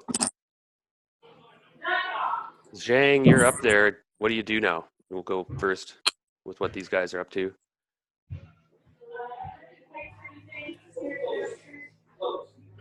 Dean, you're muted, by the way. Yeah. Yeah, I'm coming down, but I won't be able to do anything once I get there because there's too many people in the way. Oh, yeah. So Yeah, it's a Zhang bit will cluttered. move down to reinforce. Okay. Oaklock. Did Oaklock hear anything up there with his 30 seconds or a minute listening up there? I rolled already. Nope, nothing. It's quiet up there. Yep. Then he's coming back down too. Hey, Darren. I think Brad said he was going to drag Boudica out of the way. Is there any chance that he dragged her out of the way in time for Silk to jump in against the other giant? What's happened to Brad? Brad said he was going to drag Boudica. Yeah, but I was just wondering what happened. Sorry. Yeah. His audio and stuff. Oh, okay, just wondering. He was just muted. Customers here, so occasionally. Right? Yeah, well, let me see here a minute. Yeah, because Gwyden, you're fighting that guy. So he's concentrating on killing whoever's alive. So yeah, you pull Boudica back, and she's mortally wounded. You can see she's bleeding out and in shock. Fairly strong, so. Yeah. And then I think that leaves room and time for Zhang to at least get into the fight. Yeah, if he does that, he pulls him back. So Zhang, Okay. you can spring in. 10, 20, 30, 40, 50, 60, 70, 80. Oh yeah, with her movement, she should be able to get down there. And she's inside half her movement, right? So she could still attack this round. That's a quarter. So you won't be able to this round. Oh, you won't? Yeah. Okay. No. Yeah, I know. I'm still outside of. I'm still outside of a quarter but she's got a 24 move. So Sprite is like, ouch, bastard. Is she alive enough to take a potion? Sprite's probably going to drink a potion here. I'm just going to look. He doesn't have any spells. He doesn't want to cast a spell right now. He'll probably get squished. Even his +4 bonus, he's in danger. So Sprite is, he's facing King Snur. He gets 2 attacks this round, though. Oh. Picking up a lot of feedback from somebody, I'm not sure, but if you have a little space, and you always mute your mic, of course. So that 19 will hit.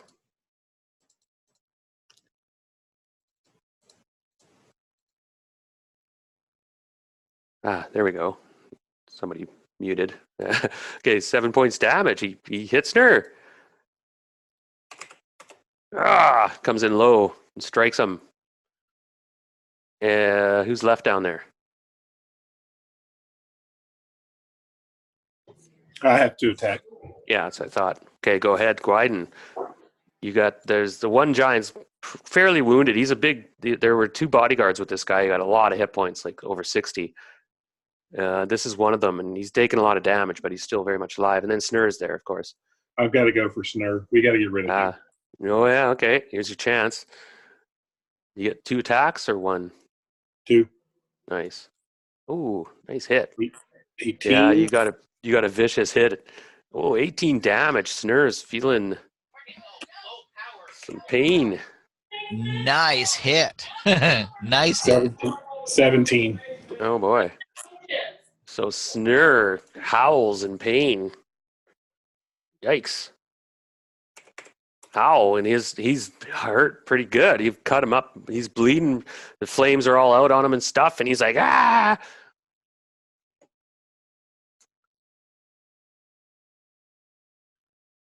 And that's everybody, I think. Oh. Or Shorten, of course. Right? Yeah, man. Getting used to you on board. Shorten, you've made your way down the tunnel, and now you're there, and you see King Snur he's on his bit of defensive, you notice. Gwyden laid into him. He's seen Sprite got hit really bad, and Sprite, little gnome guy, fighter, illusionist, he took a vicious hit by King's 15-foot blade. He's got this special huge sword that does colossal damage. And there's the other giant still alive still. But the other giant's is looking pretty tough still. I'm gonna cast Bless on everyone. Give them +1 to hit.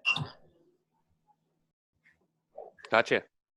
Ooh, so you feel the blessings of Heronius? Erroneous, yep. Nice. And everyone feels that subtle feeling again as that wave of pureness and blessing comes over you guys, and you feel confident and your attacks get better. And you feel the tide turning, perhaps. Everybody's assembled, and they're all turning, and Snur looks down the hallway and sees everybody and realizes that he's overplayed his cards. And you suddenly see a look of pitiful kind of wimpiness come over him as he throws down his sword and mercy, mercy. And it looks so weird as this huge fire giant goes down on its knees as he saw Gwyden laying into him, and he was dying. He was getting hacked up. And he's mercy, and Gwyden, you're right in front of him, and Sprite's kind of leaning back a little bit, looking at you, going, "What the?" And the bodyguard guy looks a bit baffled and such.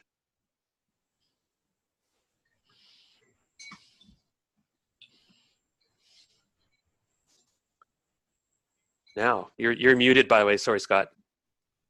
Sorry. Erroneous has seen the wind Unless day. someone thinks we can get information from him that's valuable, I'm killing him. Mercy is up to you, Crusaders. Justice requires it. Well, you're right there, off with his head. Off with his head. Look, has no problem with that. Chaotic neutral. Go ahead. Sprite just steps back to avoid the spray. Heronius is for justice, and this is for justice. Okay, and all right, and I'm sure Snur deserves an executioner's axe. He was hoping for mercy. He had heard that you were a good group and all this stuff, but you guys you're an asshole, and so you get an automatic hit. Roll for damage. I only know what I've been told, and I'm told that these guys are marauding assholes. So I wonder if we could use him to get. Use him to get like the treasury, like help us loot the treasury. we still have a perfectly good queen to find treasure. But anyway, roll damage. You've swung your axe at neck level. Okay, and then okay, so that'll be D12. Actually, I'll roll damage. Okay, that's D12 plus 11.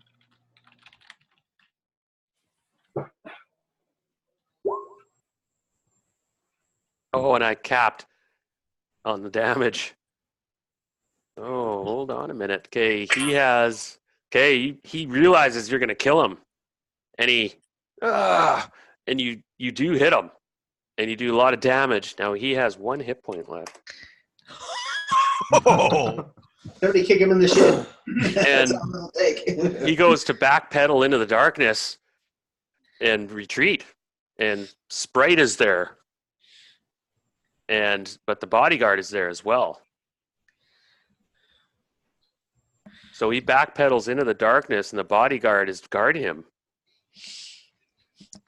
that's what they're supposed to do. Yeah. Sprite attacks the bodyguard and rolls a 20. Oh.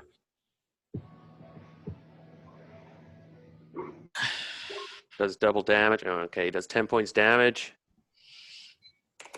The bodyguard's still alive, and Snur slips into the darkness, limping and leaving his sword on the floor.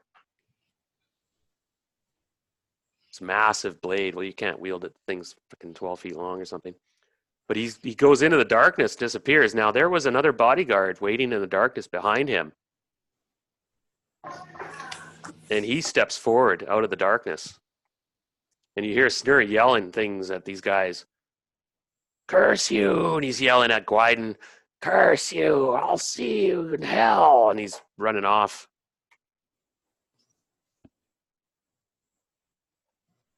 If I wasn't busy, I'd take a pot shot at him. Oh, You can't see him anymore anyway. there's No. only 2 ways in. All right, so who's left down here to act? We had, Silk. Now, Boudica's dying. You notice this wound is... I was asking that. Is she good enough that I can shove a potion into her? No, No? And Leto's come over too, and he's like, she's dying. She needs... I'll try to do whatever first aid I can. Yeah, you can stabilize her and stop her because she's losing a hit point around until she dies. She's at negative 6 now. Yeah, put pressure on any wounds, try to get any kind of Oh, bend. pardon me, negative 3. Yeah, so you and Leto stabilize Boudica for the moment, and she's stable, not dying anymore. That's what you guys are doing. Shorten, you cast a I spell. cast Bless. Yeah. Mongo, he was covering the back with... Where's Mongo? He was halfway up the hallway here Oh, when we all started coming back down. He didn't have the movement to come down. Zhang's going to turn around to him and yell at him that Sneer's going back the other way. Don't let him out of the main hall. On it. He turns around and starts heading back. Clang, clang, clang, clang, clang, clang, clang. I don't know who's This is with him. Mongo's Oaklock's with him, moment. I guess. O'Clock was right here. Yep. And beware the door is here. The queen's still back there. Yep. Actually, yeah, that sounds like a good idea. O'Clock will go with the Mongo that way. Where did he go? Oh, he's right there. Okay. I think he's got a little more mobility than Mongo, but Okay, let me have a quick look here. Oh, shit. Oops. hopefully the 3 of us can take care of these bodyguards. Yeah, these 2, and they're pretty loyal. They're looks like they're going to fight. One's wounded quite badly. The other one's also wounded. Oh. This was the one that took the full cone of cold. So he's still got ice in his hair and stuff. This one guy on the south, he's pretty messed up. So let's roll initiative. And it looks like you guys might have a moment. We might actually have a lull here eventually. Okay, I got a 2. No luck today at all. I got 1. So these giants act first. Now missiles and spells act first. Anybody got anything quick spell or a missile? Shorten, you got a healing spell in there for Boudica? You're muted. You're muted. That won't work actually. She's dying. Or no, I mean she's below 0 hit points. So the only thing that actually a heal spell would have worked. Oh, That heal spell would have brought her right back. okay. Oh yeah, and Does Shorten not have any? now I'm going to allow I've been thinking about how to get people out of that -0 to -10. If there's, a heal spell could bring somebody back to 0 hit points, is what I was going to argue. just The to UA spell called Awaken, but it's specifically for that situation. exactly. So I mean, it's pretty strict in the original form. At this point, unless you have a powerful spell like Restoration or Heal, she'll need time. Boudica. Couple of days rest. Oh, easily, yeah. Yeah. And because it takes basically a hit point a day, and then once you get to 0, you can now get heal spells and so on. Yeah, So she's the only thing I can do is raise. I can cast Raise Dead. she's not dead though. I She's- know. And then that would bring her to 0 hit points. Yeah, exactly. No, actually, you need to rest for something like a couple weeks on a raised dead spell. You Yeah. need a full day. Just a full day. Oh, okay, that's pretty good. Well, then she has to die though. It could be risky. And she has to make a system shock. Yeah. Right, and stuff.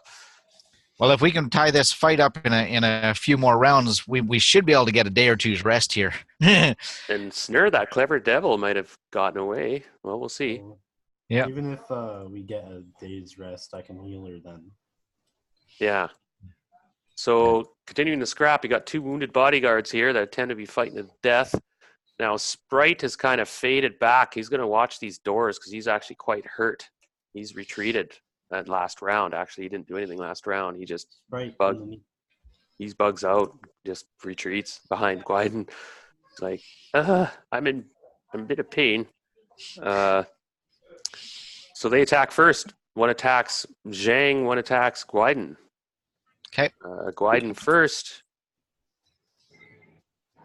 Miss. And Zhang is a miss. Oh, phew. Those do a lot of damage. It's when they hit, it's like, oh, shit. Gwyden, how many hit points do you have left? 30? Oh, boy. All right, your guys' turn. Everyone can go now.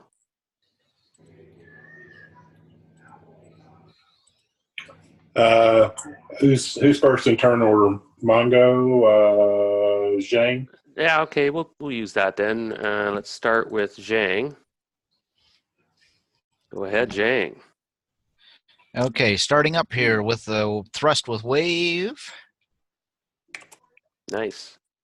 Um, And it hits. Pearson's legs going low. Groin shot. no, she's not a gnome. She actually can jump up, stab, eye shot, ear shot. She's actually getting some decent rolls today. Indeed, that's a killer shot. Now this giant backpedals dead into the blackness. Right hand does a thrust with the wave into some exposed flesh. Oh, As boy. he bends over from the pain of it, just that metal arm comes right up with a straight uppercut. Right, it just lays him right back in the darkness. And you can hear his neck snap. Clack. Even the giant neck. It's loud. Everyone hears it. Crack resonates through the hall. And Gwyden face off on this last one. And he's like, dripping blood and leering at you in a mad rage. Only get one attack this round, so let's see here. Oh, wow. And another one. How Okay, are it you is. managing that? I'm going to get you to roll a saving throw to see if this guy lashes out in his madness and gets an opportunity strike. But I'll give you a chance. Okay, you dodge it, and he just he lashes out and whiffs. And that's it for the round, I think. Mongo's up here with Oaklock, and they're heading down the hall. Next round, I guess. All right. Initiative for this last guy. I'm assuming, well, he could cause some damage. Oh, Shorten. Go, Shorten. I'm gonna cast Cure Wounds, Cure Light Wounds on Sprite. Oh, nice. So that's 1d die. plus 1. right.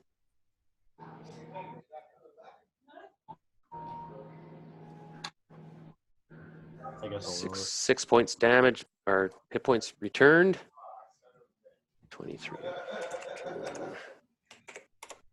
Okay, he's grateful. He's, thanks, Shorten. It's been a while. Right on. I owe you a pipeful. Well, last time I saw you were just some prankster in the woods. Well, looks like they are taking care of that last one. And Sprite kind of darts off after you cast that to the north. He's going to help Mongo, I guess, and whoever. Anyone? That's That's stuff about it. piled across there, Darren. Is that like a barricade? Yeah, it's probably about a 8 or 9 foot barricade, Oh yeah. but nothing you can jump over that easily. Okay. Even a roll. Now Mongo, he's going to be a bit different. He'll be scrambling for a while. Yeah. So that's something they've piled up there recently Mhm. since our last trip in. Yep. We didn't press all the way down the hall the first time, I take it? No, that's the throne room up ahead. You realize down here, Mm-hmm. Snur's throne room. And you guys haven't gone in there yet. You guys are behind it in the secret passage. It actually goes right there. I thought we found something behind the throne. Didn't Not we? yet. I don't think. No, you guys had a secret room. You guys secret passageway. That's how you went around. And Oh, I thought that's what you were talking about. Okay. Yeah. Okay. Yeah, but we found it from the bedroom side and then went up to it. Mm. Yeah, Because we chased King Snerian here and saw him go in the room, and then we got in there. There was nothing there when I had O'Clock had the eye going. So we knew he'd left from this room by a way other than the main door. So Yeah, I rolled that's where we started, was the back of the throne room. Yeah. So technically you've been there, but not in the throne room. You guys haven't checked it out. I see what you're saying. Right. Yeah. So this last guy is one initiative. Does anyone have missiles or spells before he attacks? Am I tied up with Boudica still, or is she kind of stabilized and laying? No, she's stable now. You can get up and do other things. Well, I'll try to get a shot off with my bow, I guess, but I'd have to draw it. Yeah, so you can pull your bow, and if you make a dex check, you can take a shot at the end of the round. Okay. He won't be around. My prediction. So he My does humble attack. prediction. Guiden, he does attack you or Zhang. No, I guess you're the only one there. Yeah, Zhang's like 15 feet away. Oh, and he rolled a 2 and completely misses in his rage. And you guys pour it on. Go ahead and make your attacks. Zhang can attack if you make a dexterity check over the bodies. Actually, I'm going to go the other way, over to here, and then back. Whoops. And then around the backside of Guiden and back around. Oh, yeah, I guess you got the movement. She's got a base move of 24, so she can make that.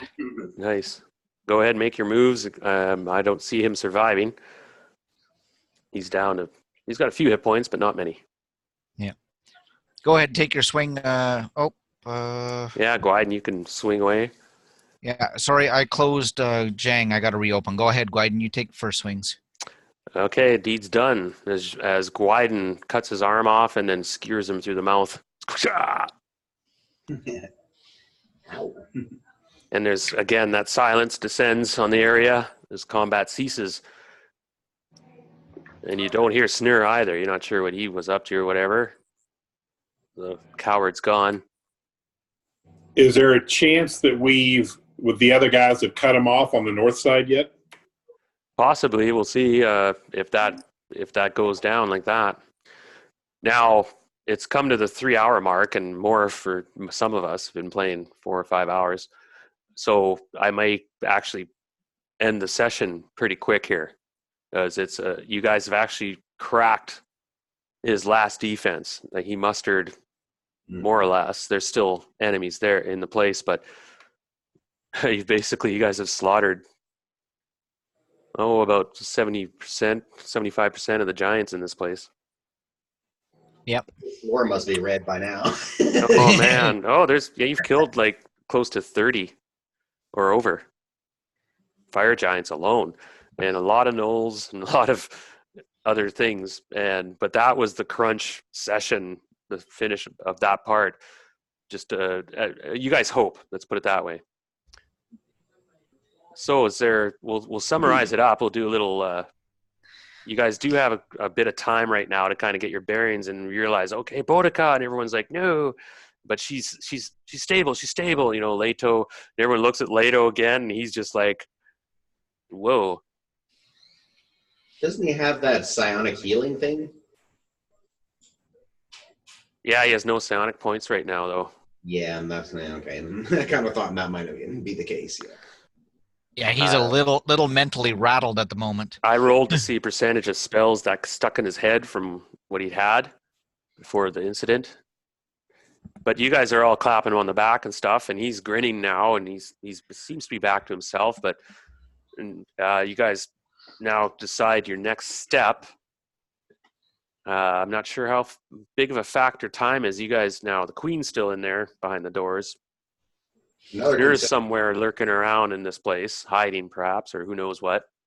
There could be some out on patrol somewhere too. Patrol of giants might come back and be like, "Oh, what the fuck happened here?" Yeah. So you guys, in some ways, have sort of completed one part of your quest, in that you've kind of neutered the fire giants in many ways. Oh yeah. I have a question. Yeah. So she has to be at 0 hit points to receive healing, right? Right. Can she get the benefits of aid from even when she is unconscious? I would have to think about that, but that's possible if you're in the right context, right? If you have a bit of time, and it might speed up that factor, because the way it works now, she's at -4 hit points, so she would technically need 4 days of rest to get to 0. But we've had ways where we've kind of cut a few corners where you can use spells like that to speed the process up. And well, I was just thinking, if I roll high enough on the aid and get her to 0, I can then heal her from there. yeah, and stuff like that.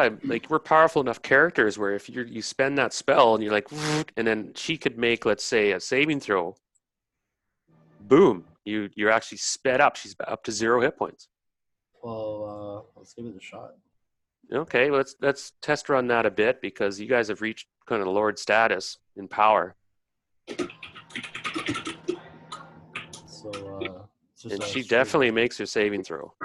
So she's coherent now and kind of talking. You got her to 0 hit points. Okay. As soon as she starts waking up and becoming able, I'll start healing her wounds with my. I have 2 cure light wounds that I have left that I can use on her. I'll see if one works on her. Gotcha. These potions, yeah. Well, all right. I can recover my spells. It sounds like we'll be able to get some rest soon. Yeah, we all need that. Yeah. Well, now we have to decide quickly, because we're still in a danger zone technically, what to do as a party to carry on. Are we in a position to move forward? Time is somewhat of a factor in some ways, but you guys could pull back, but it would, I'd just warn you, it would give Snur's still alive. Yeah. Well, there's only 2 ways out, and Mongo went to cut him off on the other end. If we go pinch him, we can finish him off. That's assuming you know this place better than he does. Possibly, yes. True. Who cast the darkness spell? Sprite. Sprite? Can he dispel it, or do we have to wait for it to? I don't think he can. Yeah, he can. Yeah. Because if we could pursue him around and at least make the loop around, there's a possibility we could catch him. He's got a significant head start on you guys, so you guys have to decide. You guys have a bit of time right now, so you're discussing this quickly. You guys assembled in this hallway, and you're all covered in blood, and there's bodies everywhere. You're like, well done, by Crom. I have a fly spell left if anyone wants to fly after him. No, thanks. I'm good. Remember, I treat that a lot harsher than I used to. That's a lot harder, yeah. And pretty open in here, though. Yeah, these hallways are large. I mean, if you're careful, you could fly through them pretty good. Yeah. Unless you get crazy or attack or something, then you start making dex checks, and then things get a bit hairy. Yeah. Hey, Scott, is Gwyden? You're muted there, Scott. Is Gwyden up for chasing them through around the loop? We need to get rid of Snur, but we do have the female. We do have the mama here. Hostage. Giantess right there too. We need to eliminate him. But we especially, even if we leave, we need to take his sword with us. Don't let me forget that. We're Oh, not gonna yes. leave him with that sword. I just think we should make the loop around and pinch him off if he is going to. If we do have him in the pincher. Yeah, I would think that whoever went up there was it Shorten and Mongo and O'Clock on the other end. yeah, I would think they could beat a wounded, nearly dead Snur if they headed him off in that. Mongo just has to get one good hit on him. Yeah. So can you guys see the map by now? By the way, no. I can. So, Oh, I just know that On seemed Zoom. like that was like a little loop there. So I'm assuming they can get cut off. Sorry, I just saw a neat feature. I can share the map now. I just realized 4 hours too late. Oh, nice. Okay. So anyway, guys, I appreciate everyone showing up and playing and stuff. That's going to kind of wrap up. Now we're not stopping. I'm stopping the gameplay clock, and you guys are huddled discussing things at the moment. You're free to do what you want. The queen is still locked up, trapped in that wing. Snur's somewhere in those secret corridors, and there's still areas to explore, of course. You haven't found a way deeper in. You haven't found the drow. And we haven't really made it past these entryway hallways and this one loop around. No, the last 3 sessions have been just a slaughterfest grinder. Yeah. And I appreciate that, everybody. Sometimes they're like that, and sometimes more role play heavy. But we did get a lot of role play heavy stuff done at the beginning. Yeah. And that'll be a shocker to both Boudica and Leto. Yep. He's back. We're going to have a mage now. Hey, Man, I was scared about not having the mage. God, we needed Leto. that's right. Yep. So, what do you say next time we make this one loop and then play the recovery of Boudica and Leto? Because there's several things that Jang wants to throw out there for information she got while she was gone, but we just haven't had time to play it. Yeah, we'll be able to role play a bit and discuss things now. Actually, we have a little bit of time now. Shorten's come back with a bit of news, and some of it sad. And he also has now. Shorten, you've realized that. What's his pickle been this whole time, right? What's this big? Well, I'm not mentioning anything because he hasn't said anything. But you realize now, I forgot to mention this, and it was hard with the other players, but you know that this whole time he has been in that hallway standing there. I know. And he Gotta have faith. exactly, you know what I mean? And when you moved back and forth and around, he stayed in the same spot. And he only moved, you notice, when somebody was going to touch him. And then he moved really quickly out of the way. But And it's a little nobody else, surprising that no one notices him. not a thing.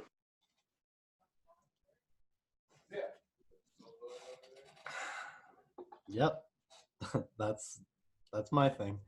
Yeah, so you just kind of okay, but everything was so rushed and hectic that you just kind of whatever, you deal with it later. I don't think it'd be wise to tell anyone about him. No. So back to the rest of us. We're having a quick snack and maybe a drink of wine here while you guys have a break. There is a guard room here that is vacant, but Boudica is up on her feet, and hopefully we can heal her. I don't know how many heal spells we have left and such. I've got a giant healing potion so it's like 9 regular doses. I have. Well, you might want to distribute some. I have 1 cure spell left. I've used all my aids. I've used my critical wounds and my heal. Okay, because Boudica's got 0 hit points. Yeah, I can use my. What did the second casting of Cure Light Wounds do? Same thing. Just 1d8 Just plus keeping- 1. Oh, so I'll cast it on her then, just so she has something to get hit with. Oh, wow. Okay, 6 plus 1, 7 hit points. So she's got 7 hit points. And I say I have other news that I need to share, but this isn't the place to do it, especially with the drow sneaking about. Good call. Yeah, and you guys, that's another factor. Looking around. Now, Sprite goes invisible. And he just says, I'll be invisible. Just watching out for those bastards. All right. And everyone else, but we're not camping or taking up post. We're just taking a pause, a break. Oh, my cat just fucked everything up. Yeah.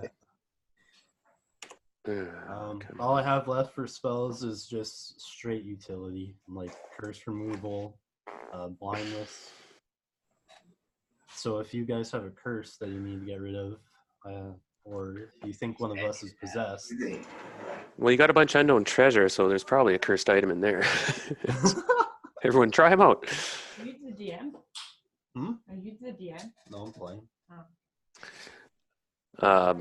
So I'm going to take a short break. I'm going to keep the cameras rolling or whatever. Actually, I'm going to stop the recording at this point. Or a pause.